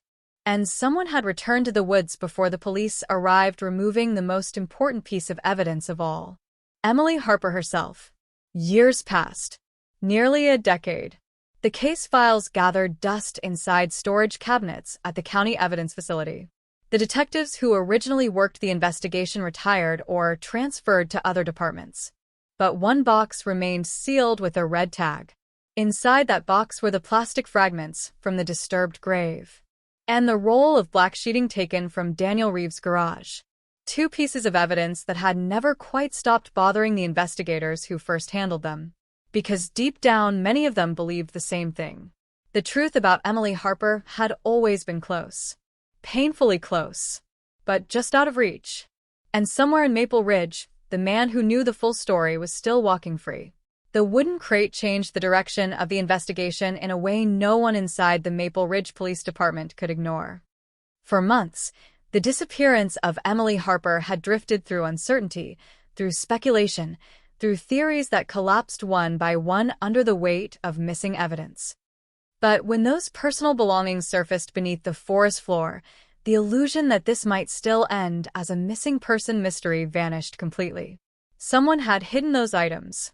Someone had gone into the woods with a shovel, a crate, and enough time to bury them carefully beneath nearly 3 feet of soil. and whoever did it had wanted them to stay hidden forever. The evidence table inside the department's small forensic room was now covered with the objects from the crate, each one photographed, cataloged, and placed under bright examination lamps. The necklace lay at the center. Silver. Simple. The tiny heart charm scratched slightly along one side from years of wear. When Emily's mother saw the photo later that afternoon, she didn't hesitate for a second. That was Emily's. The running shoes beside it were also unmistakable. Gray with faded blue laces, the soles worn thin from countless evening walks along the trails outside town. Detectives remembered seeing the same shoes in photographs taken inside Emily's bedroom. But the wallet disturbed investigators in a different way, because they remembered where it had been. On the kitchen counter. During the first walkthrough of the Harper home, officers had taken dozens of photographs of the interior. The wallet appeared clearly in several of them, sitting beside Emily's purse and car keys, which meant something deeply unsettling. At some point after the disappearance, someone had removed it. Someone had gone back into that house. Or someone had taken it that night before police ever arrived. The difference between those two possibilities mattered enormously. If the killer had returned after Emily vanished, it meant he had been watching the investigation closely enough to know when the house would be empty. If he had taken it that night, it meant he had been calm enough, organized enough, to collect her belongings before leaving. Neither possibility suggested panic. Both suggested control. And that realization pushed detectives back toward the same quiet suspicion they had never been able to prove. Daniel Reeves. By now, his name had become a constant presence in the case files. Every time investigators reviewed the timeline, his connection to Emily's final hours appeared again.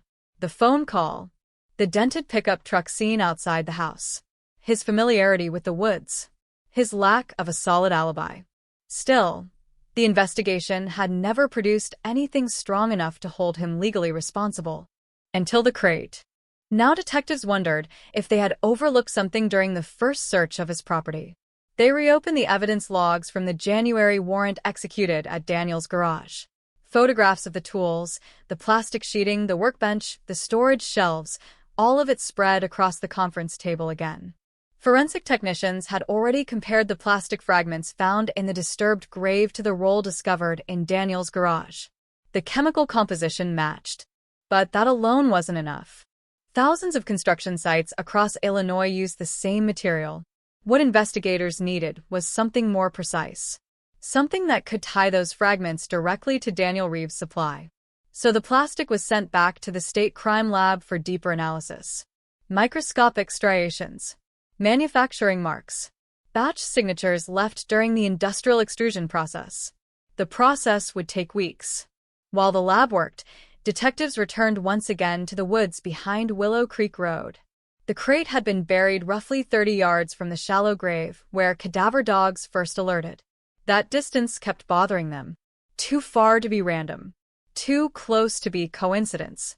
Someone had intentionally chosen two different burial locations. The shallow grave, near the fence. The crate farther inside the trees. Investigators walked the terrain slowly, measuring distances and angles. From the fence line, the path sloped downwards slightly toward the spot where the crate had been found. One detective stopped halfway between the two locations and looked around. The clearing offered something interesting. From that exact spot, a person standing there could see both areas at once. The fence line and the crate site. It was a natural observation point, which raised a disturbing possibility. Someone may have stood there while digging, watching both burial locations. Planning. The woods were silent except for the distant hum of the highway several miles away. And for a moment, standing between those two empty patches of ground, investigators tried to imagine the scene 20 years earlier. A truck parked somewhere near the trail. A shovel cutting through damp soil. Plastic rustling in the darkness. And Emily Harper somewhere nearby. The thought lingered unspoken. Back at the department, another piece of the timeline began attracting attention. Emily's phone. During the first hours of the investigation, officers found her cell phone inside the house near the kitchen counter. At the time, it seemed like a minor detail. But as detectives re-examined the sequence of events, that fact became harder to ignore. Most people take their phones everywhere, especially when stepping outside at night. But Emily's phone had remained inside the house, which suggested something simple. She had not planned to leave, at least not for long. Maybe she stepped outside to check a noise. Maybe someone she knew arrived unexpectedly. Someone she trusted enough to walk outside without grabbing her phone. That possibility fit uncomfortably well with the theory that the person involved had known Emily personally. Someone familiar. Someone who could approach her house late at night without immediately alarming her. Someone like Daniel Reeves. But again, detectives circled the same frustrating reality. They had suspicion. They had circumstantial connections. But they still lacked proof. Then, late one evening in early summer of 2004, the state lab called with preliminary results. The plastic fragments recovered from the disturbed grave had microscopic manufacturing lines unique to a specific production batch. The same pattern appeared on the roll of plastic taken from Daniel Reeves' garage. Not just the same type. The same batch. The material had likely been produced during the same factory run. It was the strongest forensic link investigators had seen since the case began. Still, the lab report came with an important limitation. Large construction retailers often received entire pallets from the same production batch. Multiple customers could have purchased identical rolls. The evidence pointed toward Daniel Reeves. But legally, it could not exclude others. Once again, the investigation balanced on the edge of possibility without crossing into certainty. The district attorney reviewed the findings carefully. He understood the implications. If they arrested Daniel without stronger proof, the case might collapse in court. And if it collapsed, once they might never be able to try him again. So the decision was made to wait. To keep watching. To keep building the case slowly. But while detectives studied reports and evidence, life in Maple Ridge moved forward in uneasy silence. Years passed. The woods grew thicker. The crate's site faded beneath new layers of leaves. Emily Harper's disappearance slowly transformed from a headline into something colder. A story residents mentioned quietly when new people moved into town. A mystery that lingered in the background of everyday life. And through all those years, Daniel Reeves remained there. Still working. Still driving the same black pickup truck with the dented rear bumper. Still passing through Maple Ridge streets as if nothing had ever happened. But inside the sealed evidence boxes stored at the county facility, the case had not truly gone quiet. Because every piece of evidence collected from that investigation remained preserved. Waiting. And one day, nearly 2 decades later, a new detective would open those boxes again. And notice something the original investigators had missed. Time has a strange effect on unsolved crimes. At first, everything burns with urgency. Patrol cars flood the streets. Reporters crowd sidewalks. Detectives work through the night chasing leads that feel just hours away from the truth. But slowly, almost invisibly, the urgency fades. New cases arrive. Officers transfer departments. Evidence boxes move quietly onto metal shelves inside long, silent storage rooms. That was the fate of the Emily Harper investigation. By the end of 2005, the case file had grown thick with interviews, photographs, search reports, and lab analyses. Hundreds of pages documented every detail of the October night when Emily vanished from Willow Creek Road. And yet none of those pages answered the one question that mattered. Where was Emily Harper? The Maple Ridge Police Department had followed every trail available at the time. They searched the woods repeatedly. They dug up the crate containing her belongings. They analyzed the plastic fragments tied loosely to Daniel Reeves' garage supplies. They interviewed neighbors, co-workers, friends, and relatives. But nothing crossed the threshold required for a criminal charge. And so the case moved quietly into a colder category. Open. Unsolved. Waiting. Emily's mother refused to accept that status. In the early years after the disappearance, she became the quiet engine pushing the investigation forward. Every few months, she would walk through the glass doors of the Maple Ridge Police Department carrying a folder of newspaper clippings, handwritten notes, or tips forwarded by strangers who had heard the story somewhere else. Each visit followed the same pattern. She would sit across from a detective and ask the same question in a calm, steady voice. Has there been anything new? Most of the time, the answer was no. But detectives never ignored her. They knew how rare it was for families to keep fighting year after year. They reviewed the file again and again, hoping something small might suddenly look different under fresh eyes. And sometimes, the smallest details become the most dangerous.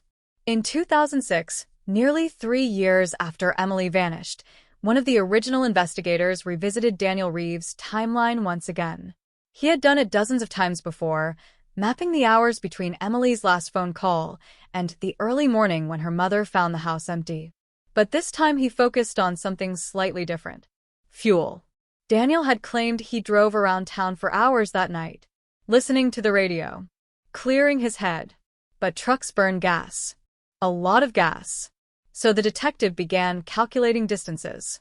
Driving aimlessly through Maple Ridge for 4 hours would require at least 1 fuel stop, possibly 2.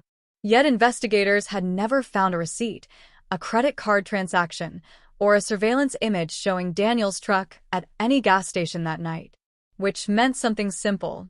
He had not been driving randomly. He had been somewhere specific, somewhere close. The detective brought the observation to the county prosecutor. It strengthened suspicion, but still fell short of proof. Without physical evidence placing Daniel at the Harper property or the burial site, the timeline remained circumstantial. Still, it planted another quiet seed inside the investigation. Because when detectives looked at Daniel Reeves' life more closely, they began noticing patterns that had not seemed important before. In the months after Emily disappeared, Daniel's behavior changed slightly.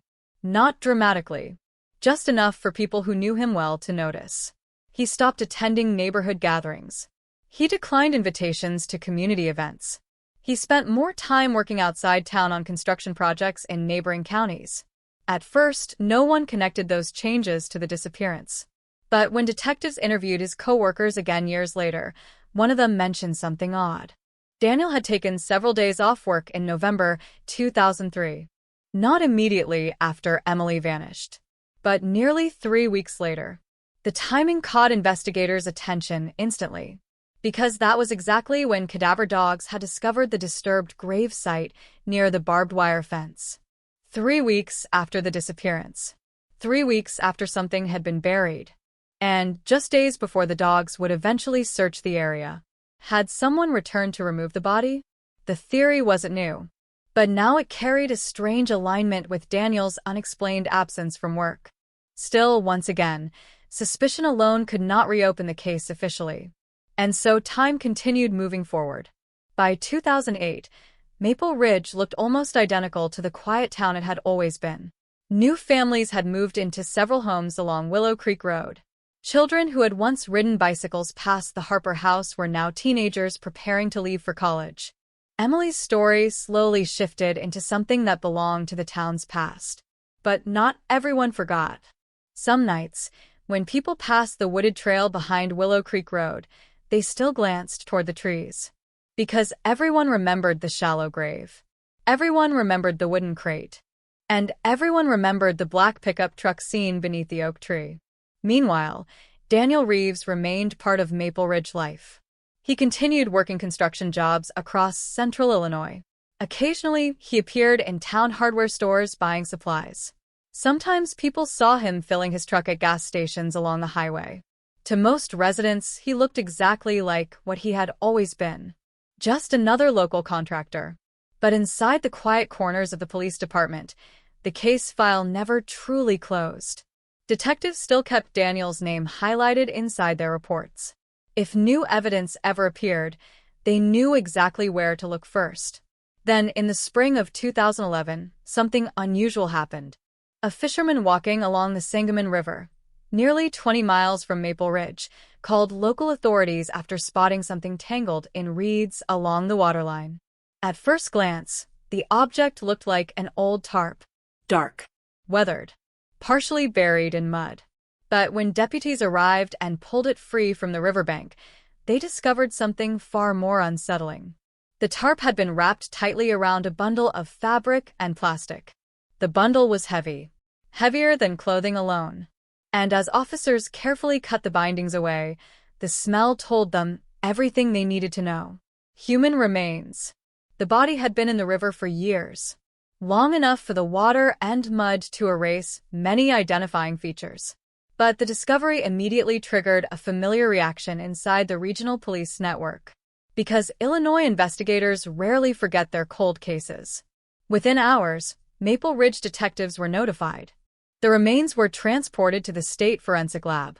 Anthropologists began the slow process of examining bones, clothing fragments, and anything else that might still carry clues about the person who had been hidden beneath that tarp for so long.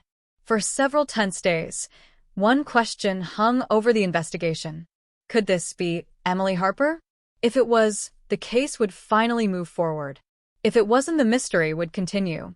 When the preliminary forensic report arrived, the answer came quietly. The remains belonged to a male, age approximately 40 to 50. Not Emily. Not even close.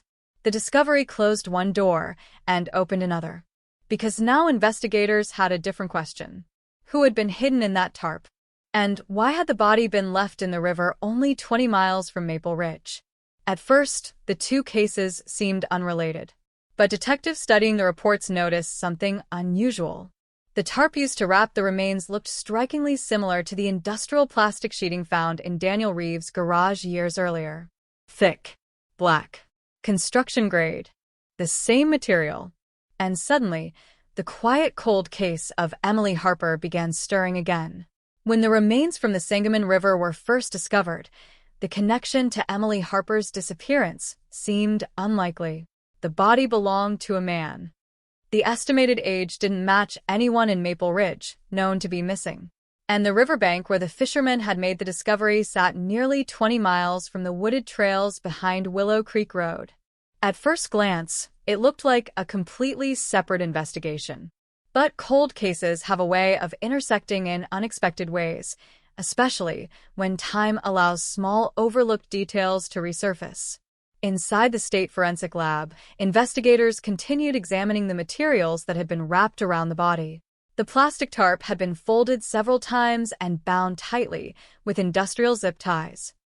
The fabric of the tarp itself was thick and durable, the kind often used on construction sites to cover equipment or protect building materials from weather. The forensic technicians had seen similar tarps before.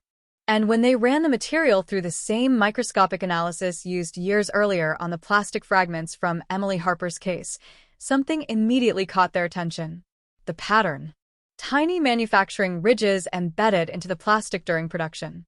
Not identical, but very close. The tarp and the sheeting recovered from the shallow grave in the woods both appeared to come from the same manufacturer. Same grade. Same distribution region across the Midwest. It wasn't proof of anything, but it was enough for one detective reviewing the lab report to pause and stare at the evidence photos for a long time. Because there was a name attached to both investigations. Daniel Reeves. In the Emily Harper case, Daniel had owned the roll of plastic sheeting that matched the fragments found in the disturbed grave. In the New River case, investigators had no suspect yet. But the material used to hide the body looked disturbingly familiar. The detective made a call to Maple Ridge.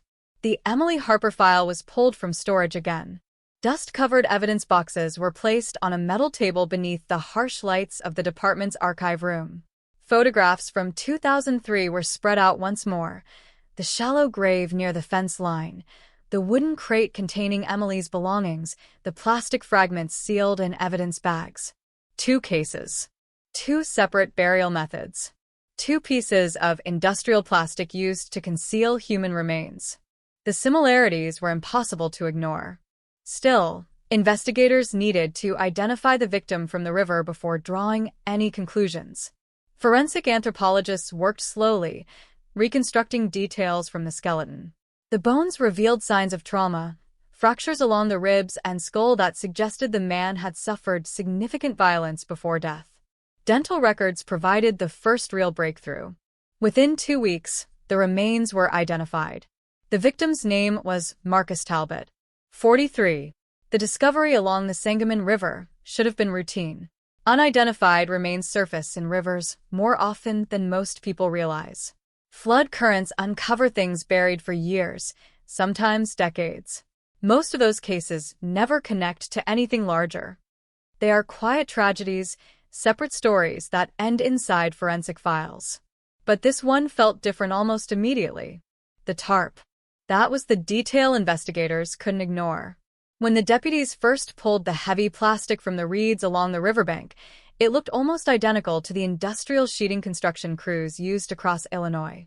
Thick, black, durable enough to resist tearing even after years of exposure to water and mud. For the forensic team at the state lab, the comparison happened almost automatically. They had seen this material before, years earlier, inside a cold case file from Maple Ridge, the Emily Harper investigation. When technicians laid the two samples side by side under laboratory lighting, the resemblance became even harder to dismiss. Both plastics shared the same layered density, the same reinforced edge fibers, the same faint manufacturing ridges along the interior surface.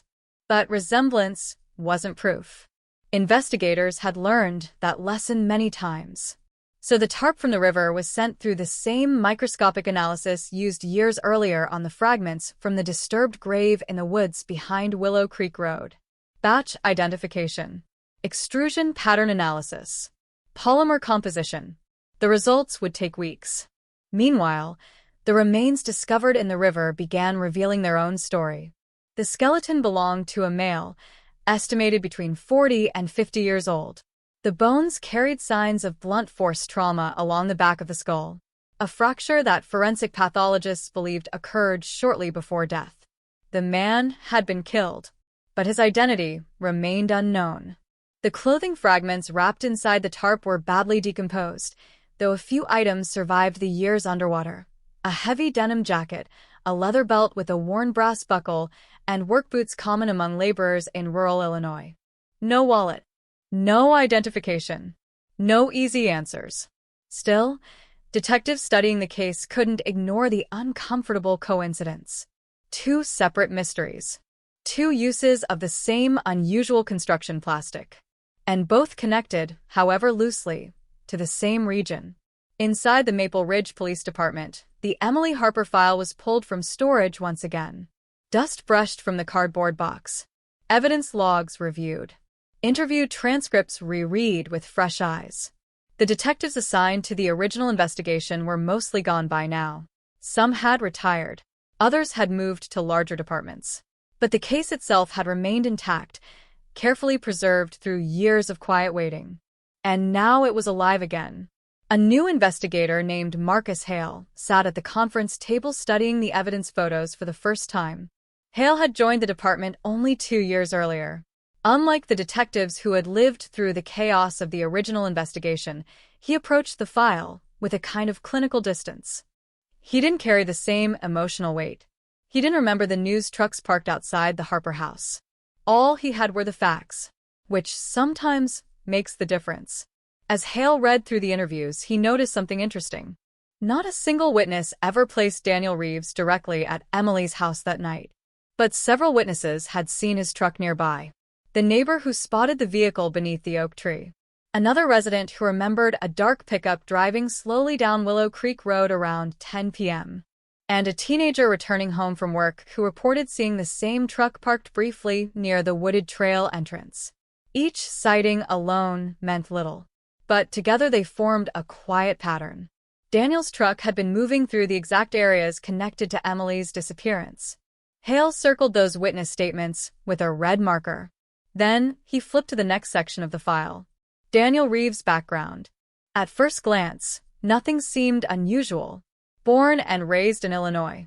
Worked construction most of his adult life. No serious criminal record. A few minor citations over the years. Traffic violations, a noise complaint, but nothing violent. But Hale kept reading. Because sometimes the most important details hide in places people overlook. Near the bottom of the background report, a short note mentioned something interesting.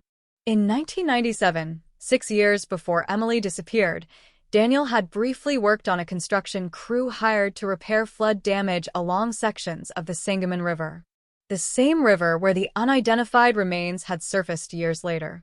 Hale leaned back in his chair. The connection was thin, maybe meaningless, but it was enough to keep digging. Meanwhile, the lab results for the plastic tarp arrived. The report confirmed what investigators had suspected. The tarp used to wrap the body in the river matched the same manufacturing batch as the plastic fragments recovered from the shallow grave behind Willow Creek Road. Not just the same type, the same production batch, the same industrial shipment, which meant something deeply unsettling. Somewhere in central Illinois, the same supply of construction plastic had been used in 2 separate crimes. And Daniel Reeves had owned a roll from that exact batch.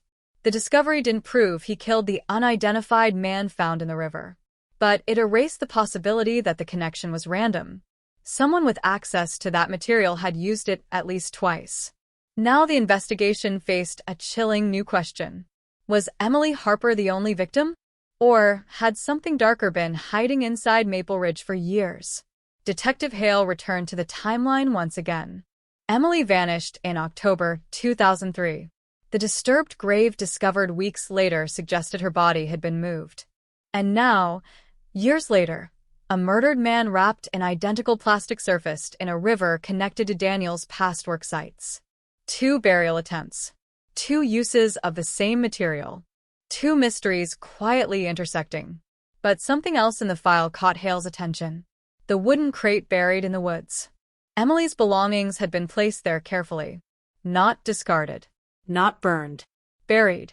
Why? If someone wanted to hide evidence, the river would have been easier. Dump the items.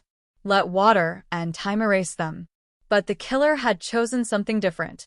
He buried them in a crate. Preserve them. Almost like a trophy collection hidden beneath the forest floor. The thought unsettled Hale enough that he closed the folder for a moment. Because trophies are not the behavior of someone committing a single crime in panic. Trophies belong to people who want to remember, who revisit their actions in private moments. And if that was true, Emily Harper's disappearance might not have been the beginning of something. It might have been the middle. Somewhere in Maple Ridge, someone had buried secrets beneath the woods. Secrets that had already lasted nearly 20 years. But time has a strange way of loosening buried truths. And Detective Marcus Hale was beginning to notice something the original investigators never had time to see. Daniel Reeves' life contained far more unexplained gaps than anyone realized. And one of those gaps was about to lead straight back into the woods behind Willow Creek Road. Part 7. Detective Marcus Hale returned to the Harper case file late one evening long after most of the department had gone home. The building was quiet, the hum of fluorescent lights echoing softly through empty hallways. Outside, the streets of Maple Ridge looked exactly the way they had for decades, quiet, ordinary, almost too peaceful for the kind of mystery buried inside those evidence boxes. Hale preferred working this way. Silence makes patterns easier to see. He spread photographs across the conference table again. The shallow grave, near the barbed wire fence. The wooden crate containing Emily's belongings. The plastic fragments recovered from the soil. And now, photographs from the Sangamon River recovery site. 2 different crime scenes. Separated by miles. Separated by years. But linked by the same industrial plastic. Hale studied the aerial maps next. The wooded trail behind Willow Creek Road. The riverbank where the body had been discovered. The abandoned farm boundary. Then, he did something the earlier investigators had never tried. He plotted Daniel Reeves' known job sites during the early 2000s. Construction records showed dozens of small projects across several counties.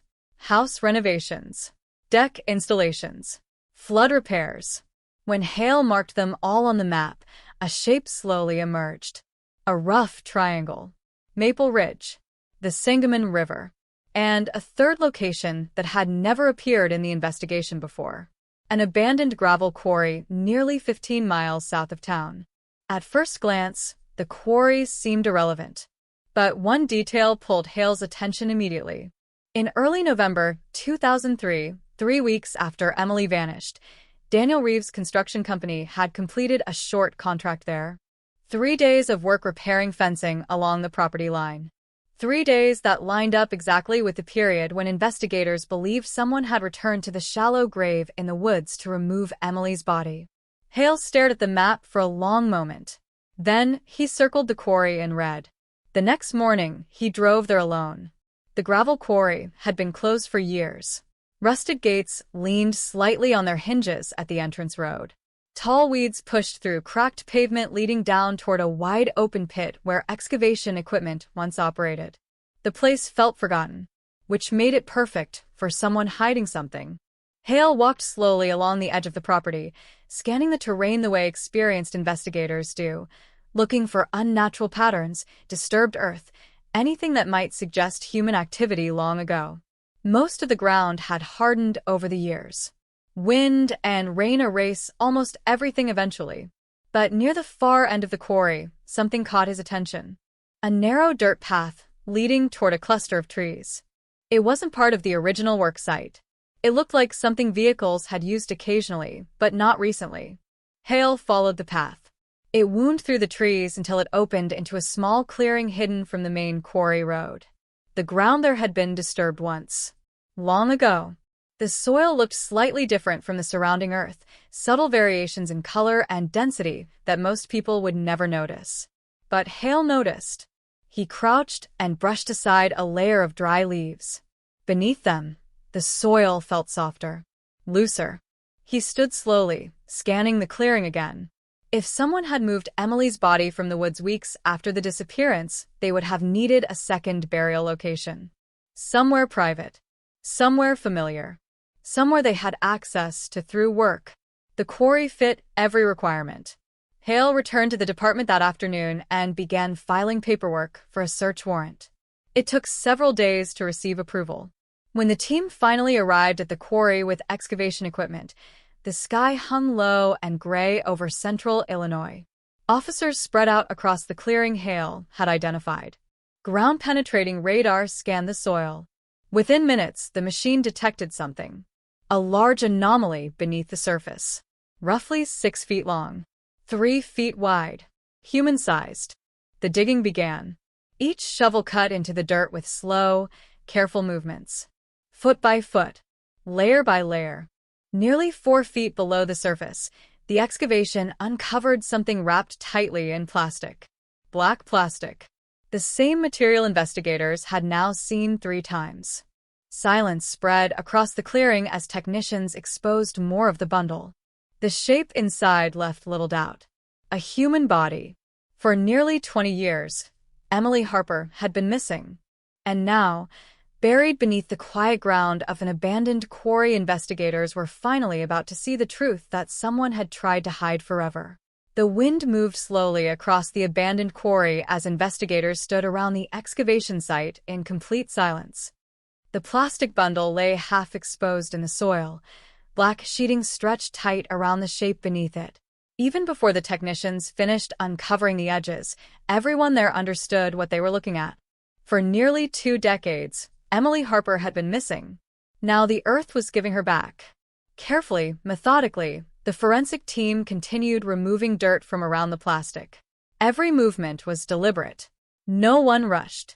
After 20 years, another hour would not change anything, but a careless mistake could destroy the evidence that had waited underground for so long. Detective Marcus Hale stood a few feet away, watching as the last layers of soil peeled back. The plastic had been wrapped with surprising precision. Thick black sheeting folded several times around the body and secured with heavy industrial tape. Whoever had buried the bundle here had taken time to make sure nothing inside would be exposed. But time always finds its way through. As technicians cut through the outer layer, the smell of damp earth mixed with something older, something unmistakable. Human remains. The plastic was peeled back slowly, revealing clothing that had survived years beneath the soil. Faded fabric clung to fragile bones. The outline of a jacket appeared first, then strands of long hair preserved in the dry layers of dirt surrounding the body. A forensic anthropologist crouched beside the grave and began documenting everything in silence. The bones were delicate now, but the position told a story immediately. The body had been placed carefully. Not thrown. Not forced. Laid flat on its back with arms crossed over the chest before the plastic was wrapped. That detail sent a quiet ripple through the investigators standing nearby, because it meant the person who buried the body had not been acting in blind panic. They had taken time. They had arranged the body. They had wrapped it deliberately before sealing it beneath the ground. And that kind of behavior often reveals something unsettling about the person responsible. The excavation continued for another hour before the remains were lifted carefully from the grave and placed inside a sealed recovery container. The drive back to the state forensic lab felt strangely quiet. No one spoke much, because everyone understood the weight of what they had just uncovered. If the remains belonged to Emily Harper, the cold case that had haunted Maple Ridge for nearly 20 years had finally reached a turning point. But confirmation would take time. At the lab, forensic specialists began the long process of identification. The skeleton was examined first. Bone measurements provided an estimated age and height that matched Emily's records almost perfectly. The skull carried faint traces of trauma along the left side, suggesting a violent blow had occurred near the time of death. Then came the dental comparison. Years earlier, Emily's family dentist had provided investigators with full dental charts and x-rays. Those records had been waiting quietly inside the case file all this time, preserved in case the day ever came when they might be needed. Now the forensic odontologist placed the old x-rays beside new scans taken from the recovered remains. The shapes aligned almost immediately. The curvature of a molar. The position of a dental filling. A small irregularity along one premolar that matched perfectly. Within minutes, the conclusion became unavoidable. The remains found in the quarry belonged to Emily Harper. The confirmation traveled quickly through the investigation team, but when the news reached Maple Ridge, the reaction spread through the town like a shockwave. For nearly 2 decades, Emily had existed in a strange space between hope and grief. Some people believed she might still be alive somewhere. Others suspected the truth, but had never been able to say it out loud.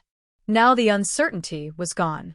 Emily Harper had been murdered, and her killer had hidden her body beneath the ground less than 15 miles from the place she vanished.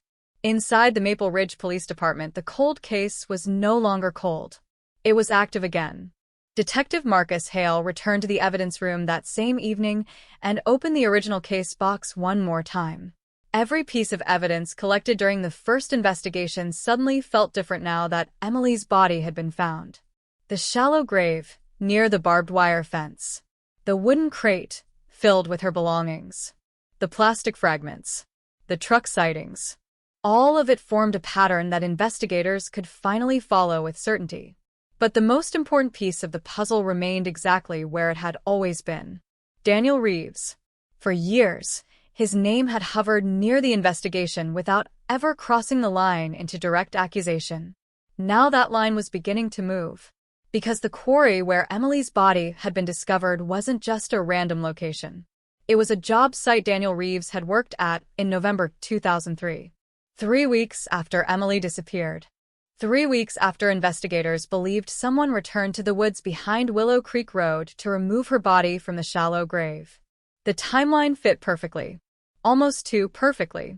Detectives pulled Daniel's employment records again and studied them with renewed focus.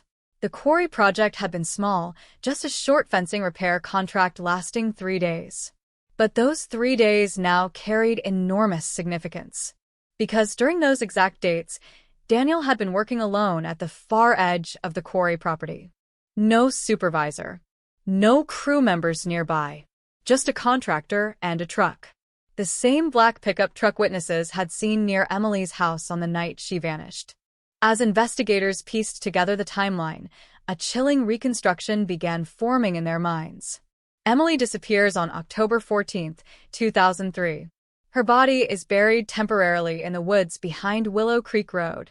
Weeks later, someone returns, digs up the grave, and removes the body before search teams arrive.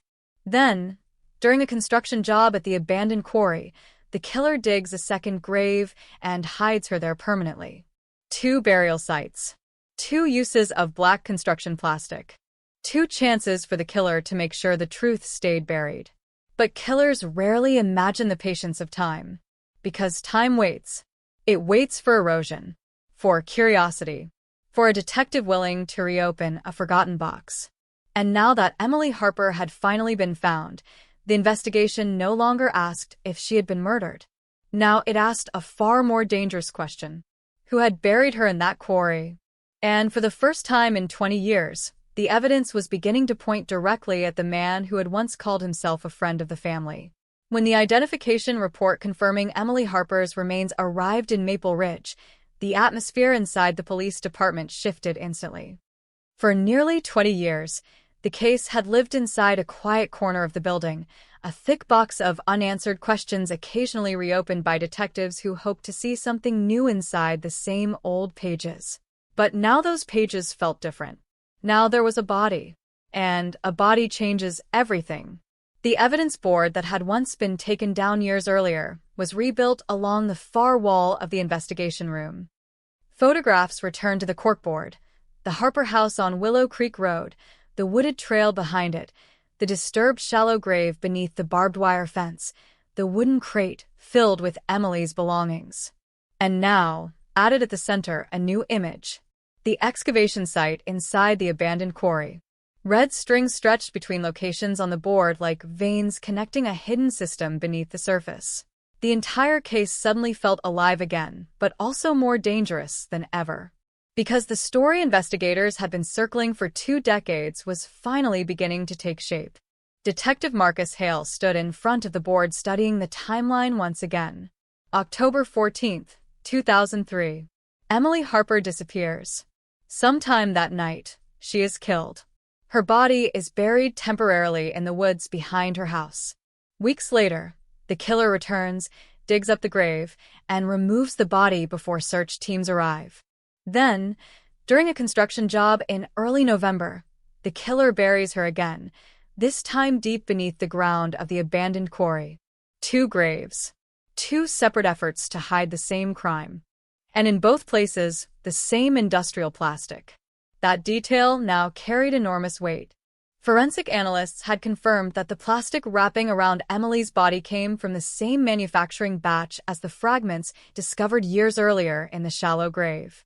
The same batch linked to the roll of construction sheeting found in Daniel Reeves' garage. After 2 decades, the pieces were finally aligning.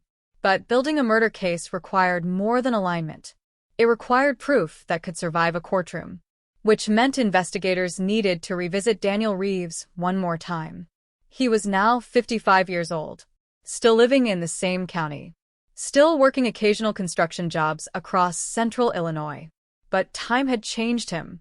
When detectives pulled the most recent driver's license photograph, the difference from the younger man in the original case file was obvious. His hair had thinned and grayed. The confident expression he once carried had hardened into something quieter, something more guarded. Still, one thing had not changed. He had never left the area. He had never moved far from Maple Ridge. And now detectives wondered if that had been confidence or arrogance. The decision to interview him again came quickly. But this time, the approach would be different. The original investigators had treated Daniel as a potential witness. They asked questions carefully, hoping to catch contradictions that might lead somewhere. Now the strategy changed. Now they had evidence. The plastic. The quarry job site. The recovered body. Daniel Reeves was no longer simply someone who might know something. He was the primary suspect. On a gray Tuesday morning in early spring, 2 detectives drove to the small house where Daniel now lived. The property sat just outside town along a narrow county road lined with fields. His black pickup truck, the same one witnesses described 20 years earlier, was parked beside the garage. The dent in the rear bumper was still there. Rust had spread along the edges over the years, but the shape remained unmistakable. When Daniel opened the door, his expression showed mild surprise but no fear. He recognized the police immediately. Everyone in Maple Ridge still remembered the Harper case. "Mr. Reeves," one of the detectives said calmly, "we'd like to talk with you about Emily Harper." For a brief moment, the names seemed to hang in the air between them. Then Daniel nodded slowly. He invited them inside. The living room looked ordinary enough. Old furniture, a television playing quietly in the background. Framed photographs hung along one wall, most of them showing construction projects or fishing trips taken years earlier. The detective sat across from him at a small kitchen table. And the questions began. At first, Daniel repeated the same story he had told 2 decades earlier. He spoke with Emily on the phone that night. He drove around town afterward. He went home. He knew nothing about her disappearance. But the detectives didn't interrupt. They let him talk. Then they placed a photograph on the table. The excavation site in the quarry. Daniel looked at it without expression. Then another photograph slid across the table.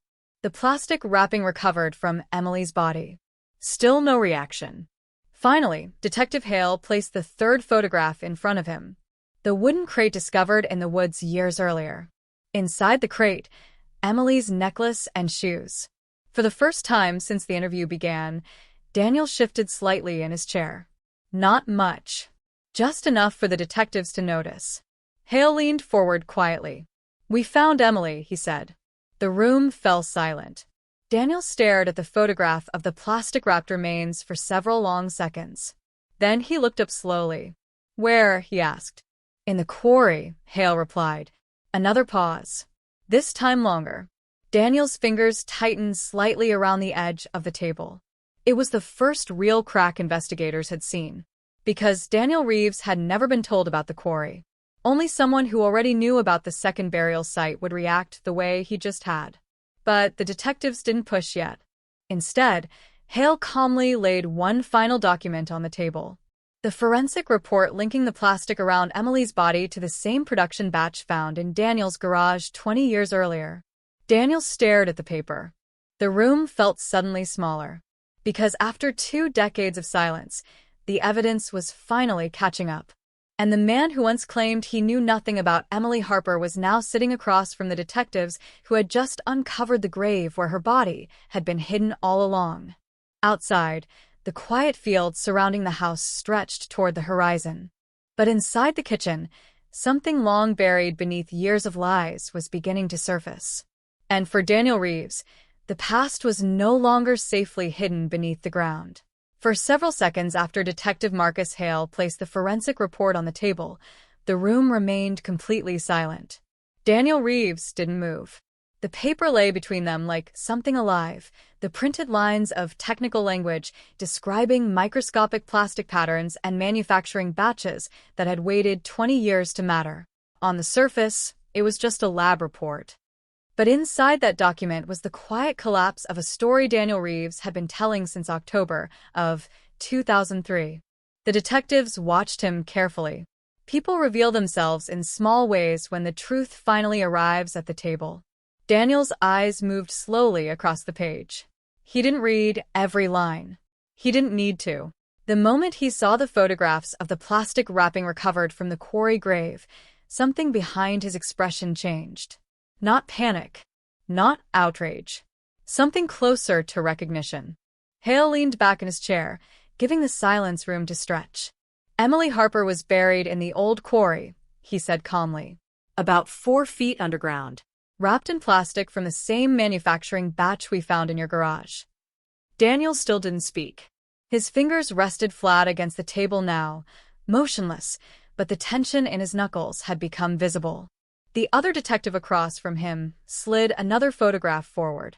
This one showed the shallow grave discovered years earlier behind Willow Creek Road, the grave cadaver dogs had alerted to during the original search. "You remember this place?" the detective asked. Daniel glanced down at the image briefly, then back up again. "I heard about it," he said quietly. His voice sounded steady, but Hale noticed something else. Daniel hadn't asked how the detectives knew about the quarry. He hadn't questioned the forensic report. He hadn't asked how Emily's body had been identified. Most people would have. Instead, he simply absorbed the information like someone who already understood the shape of the story.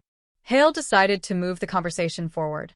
3 weeks after Emily disappeared, he said, tapping the map placed beside the photographs. "You were working a job at that quarry." Daniel nodded once. "Fence repair," he said. "Right."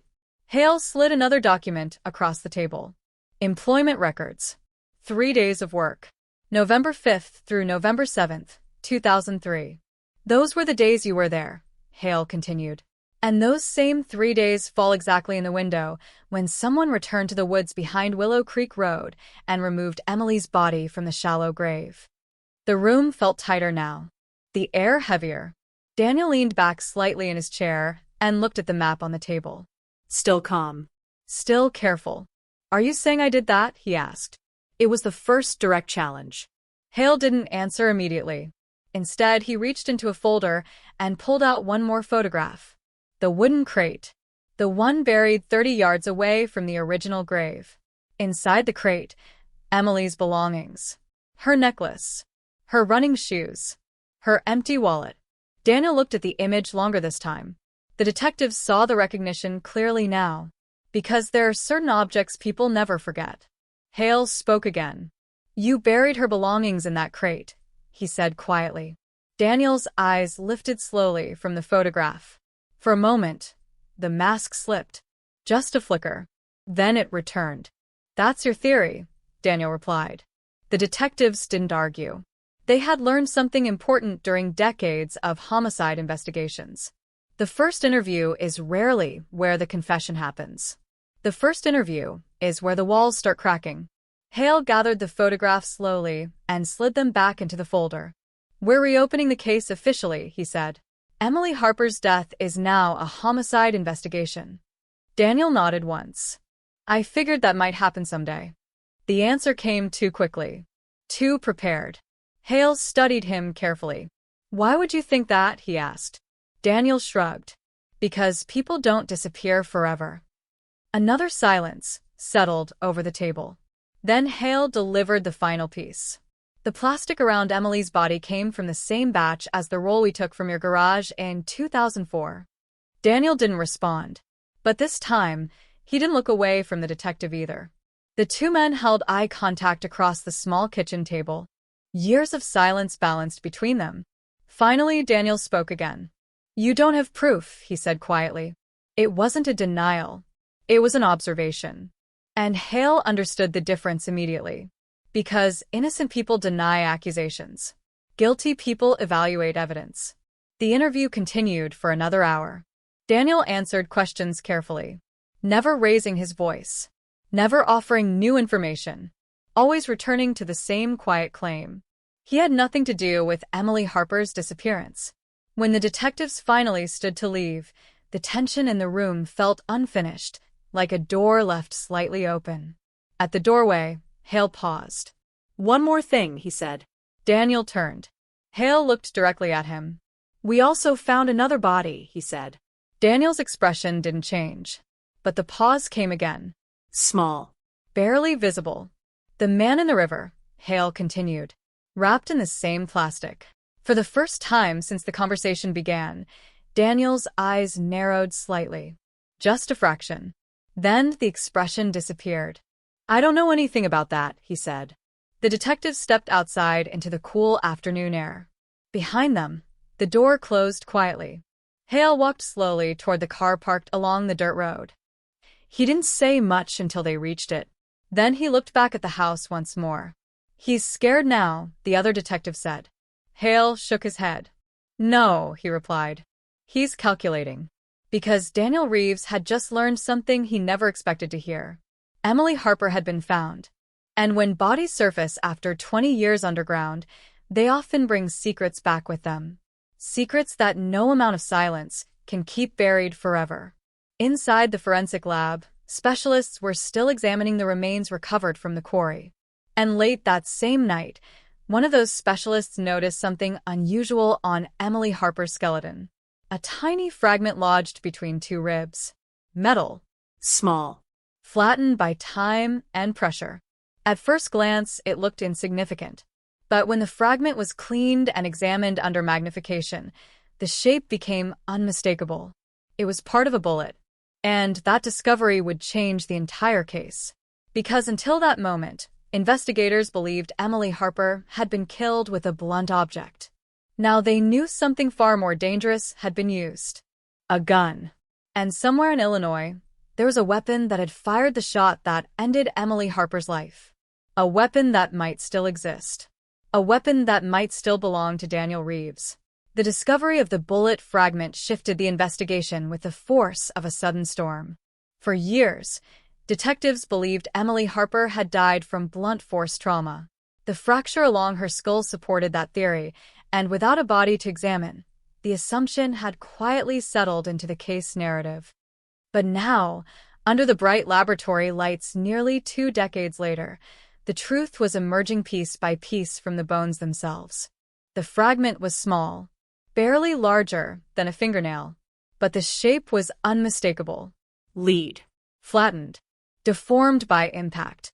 A bullet that had shattered against bone before coming to rest between Emily's ribs, where it remained hidden for 20 years beneath the soil of the quarry.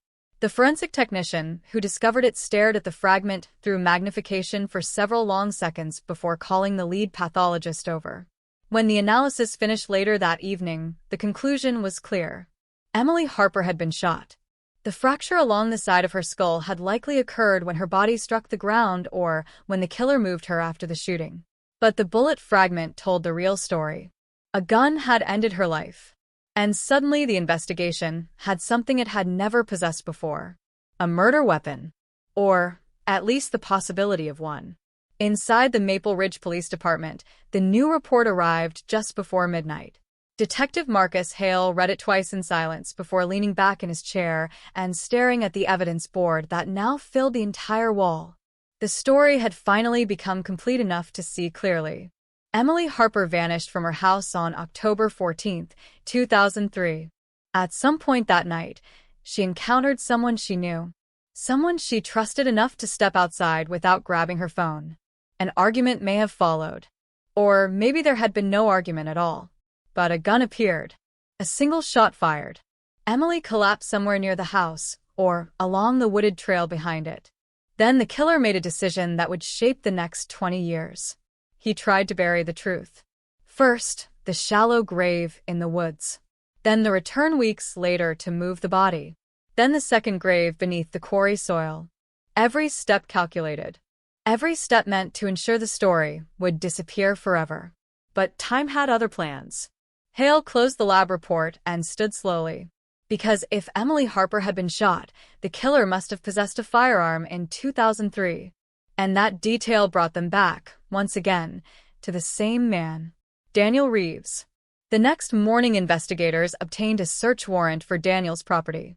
The warrant covered everything.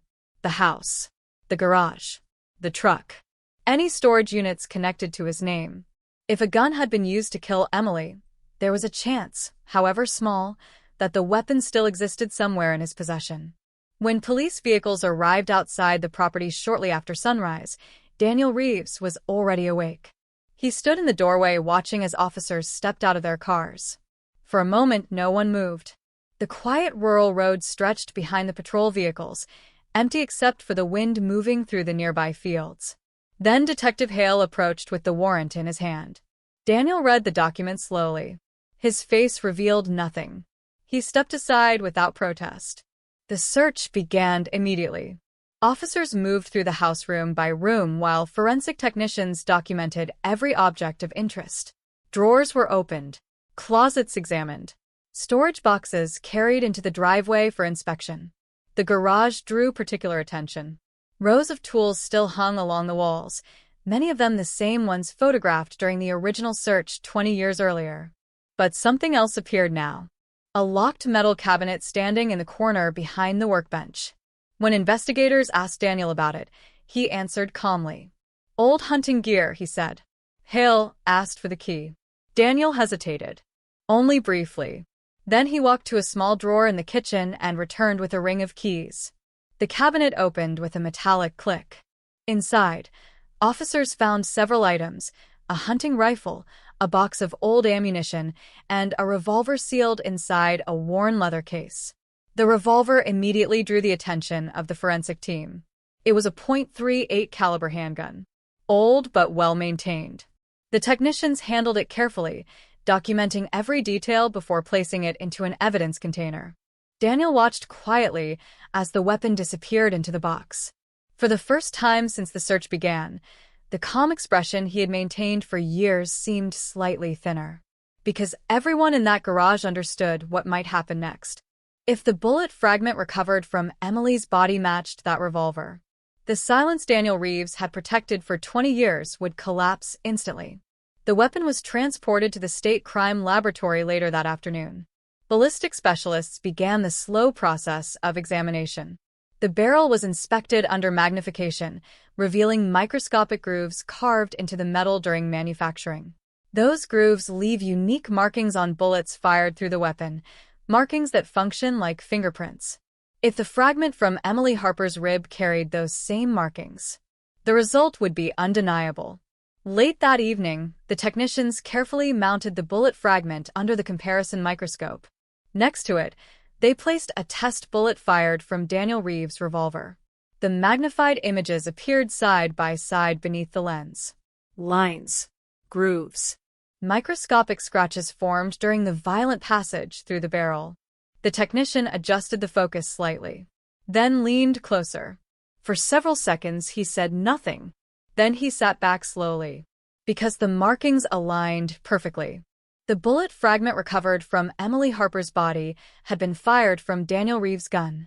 20 years after the shot echoed somewhere in the quiet darkness of Willow Creek Road, the weapon had finally spoken. An arrest warrant was signed before midnight. The next morning, police returned to the small house along the county road one final time. When Daniel Reeves opened the door, the detectives standing there didn't need to say much. He already understood. The past he had buried beneath the woods and the quarry had finally found its way back to him. For 20 years the town of Maple Ridge had lived with an absence, a quiet shadow where Emily Harper's life once existed. Now, at last, the silence surrounding her disappearance was breaking. But even as Daniel Reeves was led away in handcuffs, one truth lingered in the minds of those who had followed the case from the beginning. Emily Harper had been taken from the world in a single violent moment. Yet the echo of that moment had stretched across decades. Through cold evidence boxes, through buried graves, through the quiet patience of time itself. And long after the headlines faded, the story would remain inside Maple Ridge, like a ghost that refused to disappear. Because some crimes do not end when the truth is finally uncovered. Some crimes leave scars that stay with a community forever. The strangest thing about some crimes is not the violence, not the fear, not even the years of silence that follow. The strangest thing is how ordinary the world continues to look afterward. Morning traffic still crawls along Route 30. Coffee machines hum in kitchens across Illinois. Children ride bicycles past the same houses, the same sidewalks, the same quiet lawns where nothing appears out of place. And yet somewhere beneath that calm surface, a question continues to echo through decades like a distant siren that never fully fades. What really happened that night in 2003? For years the case lived in a box. A real box, cardboard, labeled with faded black marker and stacked among hundreds of others inside a storage room at the county sheriff's office. Detectives call them cold cases, but the word cold hardly captures the feeling. Cold suggests distance, something forgotten. This case was never forgotten. It was simply unsolved. Every few years someone would pull the file down. A new detective assigned to the unit. A young investigator curious about old mysteries. They would flip through photographs that had begun to curl at the edges. Evidence logs. Interview transcripts. Handwritten notes from officers who had long since retired. And every time the same realization would settle over the room like a heavy fog. The story still did not make sense. The victim's family had aged in the meantime. Parents with gray hair where dark hair once was. A sister who had grown from a teenager into a woman with children of her own. Holidays came and went with an empty seat at the table that no one could ever quite fill. Birthdays passed quietly. Anniversaries marked not by celebration, but by a quiet moment of remembrance. Yet even in silence, hope lingered, because somewhere in that box were pieces of a puzzle that had never been fully assembled. Technology, after all, does not stand still. By the late 2010s, forensic science had advanced far beyond what investigators possessed back in 2003. DNA analysis had become faster, more precise. Tiny fragments of biological material once considered useless could now be studied in ways that would have sounded like science fiction at the time of the crime. One winter morning, nearly 17 years after the case first shocked the Illinois community, a detective named Mark Halstead sat alone in his office staring at the file again. Halstead was not the original investigator. In fact, he had been in high school when the crime occurred. But cold cases had become his specialty, and he carried a particular belief about them. He believed that time, rather than burying the truth, sometimes preserved it. He turned another page. Photographs of the house. Evidence collected from the living room. A list of items logged into storage. One entry caught his attention. A drinking glass. It had been collected from the kitchen counter on the night detectives first processed the scene. At the time, technicians had attempted to lift fingerprints, but recovered only partial smudges. No match in the database. No clear suspect. But fingerprints were not the only thing that might remain on a glass. Halstead leaned back in his chair and stared at the evidence log. 17 years earlier, DNA testing had been expensive and limited. Detectives had prioritized samples from the victim and from obvious points of contact. The drinking glass had been tested briefly, but the sample quality had been too weak to produce a full profile. That had been 2003. This was 2020. The difference between those 2 years was an entire generation of scientific progress. Halstead requested the evidence be pulled from storage. The lab technician who handled the box that afternoon treated it carefully, almost reverently. Cold case evidence carries a strange weight. It represents not just a crime, but years of unanswered questions. Inside the sealed bag sat the glass. Clear. Ordinary. Something that could have come from any kitchen cabinet in America. But on its rim might still exist the microscopic trace of a person who had stood in that house on the night everything changed. The technician prepared the sample. Weeks passed. In cold case work, patience becomes a second language. Then one afternoon the phone rang inside Halstead's office. The voice from the forensic lab sounded calm, but unmistakably energized. They had something. Not a partial profile. A full one. For the first time since 2003, investigators had a clear DNA signature from that glass. The next step was obvious. Run it through the national database. Hours later the result came back. No match. For many detectives, that moment would have felt like another dead end. But Halstead understood something important about modern investigations. DNA does not only identify individuals. It can identify families. Genealogical databases, massive collections of genetic data submitted by millions of people for ancestry research, had begun transforming criminal investigations across the United States. In several famous cases, detectives had identified suspects not by matching their DNA directly, but by finding distant relatives whose genetic information appeared in public databases. The method was complicated. It required patience, expertise, and often months of genealogical research. But it had already solved cases that had remained mysteries for decades. Halstead made the call.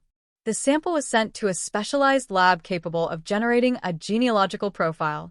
Again, time passed. Weeks turned into months. Researchers began constructing a family tree based on distant genetic connections found in the database. Fourth cousins. Third cousins once removed. Small genetic overlaps that meant almost nothing individually, but began to form a map when studied collectively. Slowly, that map began pointing toward a specific branch of a family. A branch that had roots in Illinois. A branch that included someone investigators already knew, not as a suspect, but as someone who had been present near the story from the beginning. The name surfaced quietly during a meeting inside the sheriff's department. When Halstead first read it aloud, the room fell silent, because the name belonged to someone who had been interviewed back in 2003. Someone who had attended gatherings with the victim's family. Someone who had been described by neighbors as friendly, familiar, trusted. A family friend. The same person whose alibi investigators had once accepted without much scrutiny. 17 years earlier, detectives had been overwhelmed with possibilities. Strangers passing through town. rumors about distant acquaintances, dozens of leads that seemed urgent at the time. But familiarity can sometimes disguise danger. And now, nearly 2 decades later, the science was pointing back toward that familiar face. Investigators did not rush. Cold cases require precision. Halstead knew that a genealogical lead was not enough for an arrest. It was simply a direction, a whisper from the past suggesting where to look. Surveillance began quietly. The man had aged since 2003, just like everyone else. He lived only a few towns away now. A stable job, a quiet routine, the kind of life that rarely attracts police attention. Officers watched. They waited for an opportunity to collect a discarded DNA sample, something perfectly legal and commonly used in modern investigations. A coffee cup thrown in the trash. A cigarette butt. A napkin. It happened outside a small diner one morning. The man finished breakfast, stepped outside, and tossed a paper cup into a public garbage bin before walking to his car. Detectives retrieved it minutes later. The sample went to the lab. Then the waiting began again.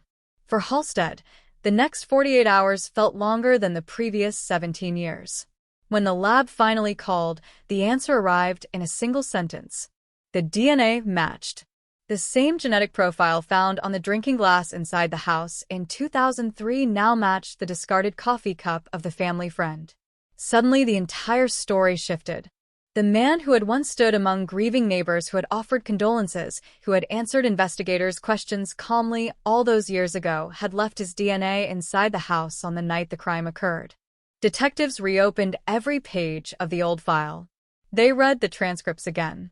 They listened to archived recordings of the man's interview from 2003. His voice sounded steady, helpful, cooperative. But now every sentence carried a different weight, because the evidence suggested that behind that calm voice might have been something far darker. The investigation accelerated quietly. Search warrants were prepared.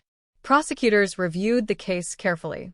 And for the first time in 17 years, the word arrest began appearing in official conversations. In the small Illinois community where the case had once dominated headlines, most residents had moved on with their lives. Younger people barely remembered the details.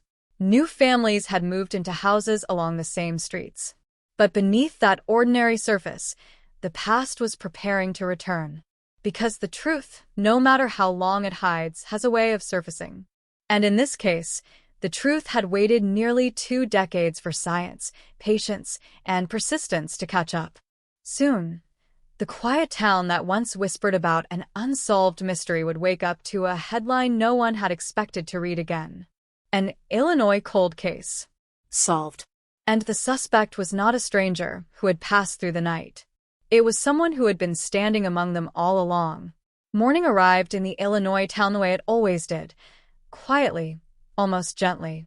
A pale gray sky stretched over the rows of modest houses, and a thin layer of mist hovered above the streets as commuters began their routines. Coffee brewed in kitchens. Garage doors rumbled open. Children waited sleepily for school buses at the ends of driveways. For most residents, it was just another ordinary day. But inside the sheriff's department, the atmosphere felt completely different. There was a weight in the air that morning, a sense that something long buried was about to rise to the surface. Detective Mark Halstead stood in the hallway outside the briefing room, holding a thick folder that had traveled through nearly 2 decades of unanswered questions. The edges of the documents inside were worn from years of handling. The photographs had yellowed slightly with time. But now the file carried something it had never contained before. Certainty. Inside the briefing room, a small group of officers gathered around the table. Some were veterans who had spent years working cold cases. Others were younger deputies who had only heard fragments of the story that had once shaken the community back in 2003. Halstead laid the folder down. For a moment, no one spoke. Then he opened it. The evidence was spread across the table like pieces of a puzzle finally locking into place. The original photographs from the crime scene. The evidence log. The DNA report from the drinking glass. The genealogical analysis tracing family connections. And finally, the confirmation that investigators had waited for. The match between the DNA recovered from the glass and the sample taken from the discarded coffee cup outside the diner. The room remained silent, because everyone understood what it meant. After 17 years, the cold case had a suspect. But not just any suspect. A familiar one. A family friend. Back in 2003, when the crime first stunned the community, detectives had interviewed dozens of people connected to the victim's life. Friends, neighbors, classmates, co-workers. The man whose DNA now sat at the center of the investigation had been among them. His name had never raised alarms. He had known the family casually, attended barbecues, stopped by during neighborhood gatherings. The kind of acquaintance that blends naturally into small-town life. During his interview in 2003, investigators asked him the standard questions. Where were you that night? Did you see anything unusual? Did you notice anyone suspicious? His answers had been calm, direct, and seemingly harmless. He explained that he had passed by the neighborhood earlier that evening but had gone home shortly afterward. Nothing strange. Nothing memorable. At the time, detectives had little reason to doubt him. The investigation had been flooded with tips. Strange cars reported by neighbors. Rumors spreading through the community. Leads pointing in every direction. With limited forensic technology and mounting pressure to find answers quickly, investigators had followed the most urgent possibilities first. And the family friend had simply faded into the background. Until now. Halstead closed the folder slowly. The evidence was strong, but an arrest still required careful preparation. Cold case prosecutions are delicate. Defense attorneys often challenge every detail, especially when so much time has passed. Witness memories fade. Physical evidence can degrade. Investigators must move with absolute precision. So the team began reconstructing the past. They returned to the neighborhood where the crime had occurred nearly 2 decades earlier. Some houses had changed owners. Others looked almost exactly the same. Trees had grown taller. Paint had been replaced. But the streets still held echoes of the night that once frightened the entire town. Detectives knocked on doors again. Many residents remembered the case immediately. Even after all those years, the memory lingered like a shadow. Some neighbors spoke about how the community had once locked its doors earlier at night. How parents had watched their children more closely for months afterward. How the sense of safety that once defined the neighborhood had cracked overnight. When investigators asked about the family friend, reactions varied. Some people remembered him vaguely. Others described him as polite, quiet, easygoing.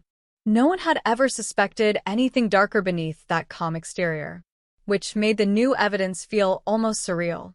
As detectives continued reviewing old interviews, small details began to stand out in ways they never had before. The timeline of that evening, the places people claimed to have been, the subtle inconsistencies buried inside statements that had once seemed insignificant. None of it had been enough to trigger suspicion back in 2003. But now, viewed through the lens of DNA evidence, those old details carried a different meaning. Investigators also examined the suspect's life after the crime. For 17 years, he had lived quietly. No violent criminal record. No dramatic incidents that might have drawn attention. Just an ordinary existence. A steady job. A modest home. Routine habits.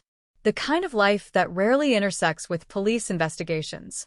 But sometimes the most unsettling cases are not the ones involving strangers lurking in the shadows. Sometimes the most disturbing truth is that danger was standing nearby all along, blending perfectly into everyday life. Weeks passed as prosecutors reviewed the evidence carefully. Then one afternoon the decision was made. The warrant was signed. On a cool autumn morning, several patrol vehicles pulled quietly into a residential street a few towns away from where the crime had first occurred. Neighbors glanced curiously through windows as deputies stepped out of their cars. The house looked ordinary. White siding. Small front yard. A pickup truck parked in the driveway. Nothing about it suggested the history that was about to collide with the present. Officers approached the door. Halstead stood slightly behind them, the warrant folded inside his jacket pocket. A knock echoed across the quiet porch. For several seconds, nothing happened. Then footsteps approached from inside the house. The door opened. The man standing in the doorway looked older than the photographs from 2003, of course. Time had left its marks, gray hair, deeper lines across his face. But the eyes were the same. Calm. Uncertain. Halstead stepped forward. He spoke the words that had waited 17 years to be said. The man was under arrest for murder. For a brief moment, the suspect simply stared at them, as if trying to process how the past had suddenly arrived at his front door. Handcuffs clicked into place. Across the street, a neighbor stepped outside, confused by the flashing lights and gathering officers. News travels quickly in small towns. Within hours, reporters were calling the sheriff's office. Within a day, the headlines spread across local and national news outlets. An Illinois cold case. 17 years old. Solved through modern DNA technology. But the most shocking detail, the one that stunned the community the most, was the identity of the suspect. A family friend. Someone who had once stood beside grieving neighbors. Someone who had quietly watched the investigation unfold all those years ago. The arrest did not erase the years of uncertainty the victim's family had endured. Nothing could return what had been lost. But for the first time since that terrible night in 2003, the mystery that had haunted the community finally had an answer. Or, at least the beginning of one. Because in the months that followed, the courtroom would become the place where the final truth emerged. And the quiet town that had once whispered about an unsolved crime would now listen closely as the full story, hidden for nearly 2 decades, was finally revealed. The news did not spread slowly. It exploded. Within hours of the arrest, the quiet Illinois town that had tried for years to move beyond the shadow of the 2003 crime suddenly found itself pulled back into the past. Phones rang across the community. Text messages buzzed late into the night. Neighbors who had not spoken about the case in years began calling each other again, repeating the same stunned sentence over and over. They arrested someone. Not just someone. Him. For many residents, the name alone felt surreal. It was a name people recognized, a face they had seen at neighborhood cookouts, at grocery stores, at local events where familiar smiles passed between people who believed they knew each other. The idea that this man could be connected to the crime that had haunted the town for nearly 2 decades felt almost impossible to process. At the sheriff's department, the media pressure began almost immediately. Reporters gathered outside the building before sunrise the next morning. Satellite trucks lined the street. Cameras pointed toward the entrance, waiting for any glimpse of movement that might reveal new information. Inside, investigators moved carefully. Cold case arrests always draw intense scrutiny, and this one carried an added layer of shock. The suspect was not an outsider, not a drifter passing through town on a dark night. He was someone woven quietly into the background of the community. Someone who had once stood among the mourners. Detective Mark Halstead watched the press conference from the back of the room as the sheriff stepped to the podium. Flashbulbs popped. Microphones leaned forward. The sheriff spoke calmly, outlining the timeline that had brought investigators to this moment.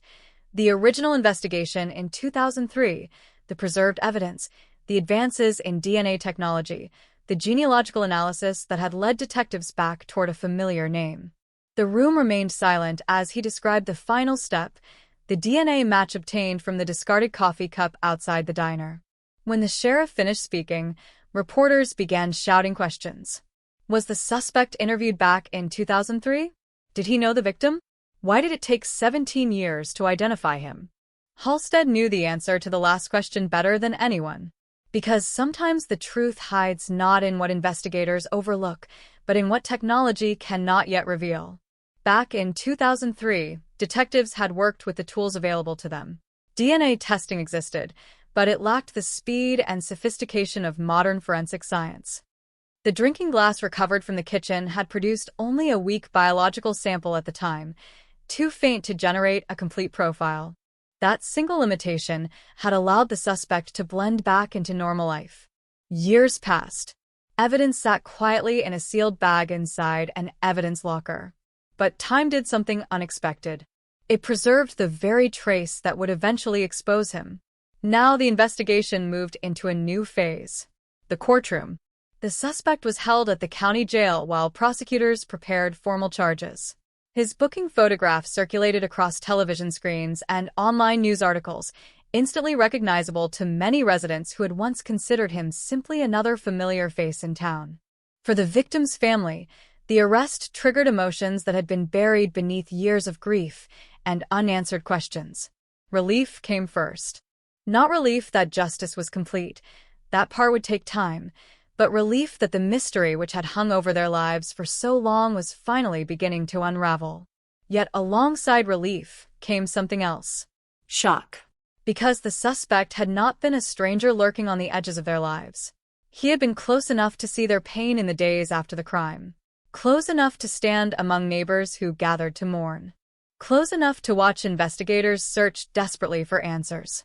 And all that time, if the evidence was correct, he had carried the truth quietly within himself. When the suspect appeared in court for the first time, the gallery filled quickly. Residents who remembered the original case sat shoulder to shoulder with younger community members who had grown up hearing whispers about the unsolved mystery. The room felt tense. The man who entered wearing a jail uniform looked smaller somehow than he had in old photographs. His shoulders slightly hunched, his expression carefully controlled. He avoided eye contact with the spectators. The judge read the charges. Murder. A crime committed 17 years earlier. Prosecutors described the evidence slowly, methodically. The preserved drinking glass. The newly recovered DNA profile. The genealogical investigation that had guided detectives toward the suspect's family line. The final confirmation obtained from the discarded coffee cup. Each piece of information landed in the courtroom with quiet weight. The defense attorney listened carefully, occasionally writing notes. Because in cases this old, every detail matters. Witness memories fade. Timelines blur. Evidence must withstand not only the passage of time, but also the scrutiny of modern forensic standards. But the DNA match remained the central pillar of the prosecution's case. A microscopic trace left behind on a drinking glass inside the house where the crime occurred. A trace that waited 17 years for technology to catch up. Outside the courthouse, the town continued reacting. Local diners buzzed with conversation. Gas stations became impromptu discussion spots where residents traded theories and memories of the night the crime first shocked the community. Some people remembered the suspect as quiet but friendly. Others recalled small details that now seemed strange in hindsight, moments that had never seemed important at the time, but suddenly felt unsettling when viewed through the lens of the arrest. But hindsight can be deceptive. When tragedy strikes, people often search the past for warning signs that may never have existed. What mattered now was not speculation, but evidence. And the evidence had finally given the cold case a voice. For Detective Halstead, the investigation that had consumed months of his life was entering its final stage. Cold case detectives rarely get the chance to watch a mystery move this far toward resolution. Most old cases remain exactly what their name suggests. Cold. But this one had refused to stay buried. The thin thread of DNA left on a glass had stretched across nearly 2 decades and pulled the truth back into the light. Yet even with an arrest made, a deeper question lingered in the minds of many who followed the case. Why? Why would someone who appeared so ordinary commit such a crime? Why remain silent for 17 years? And how had he managed to live among the same community that mourned the victim without anyone suspecting the truth?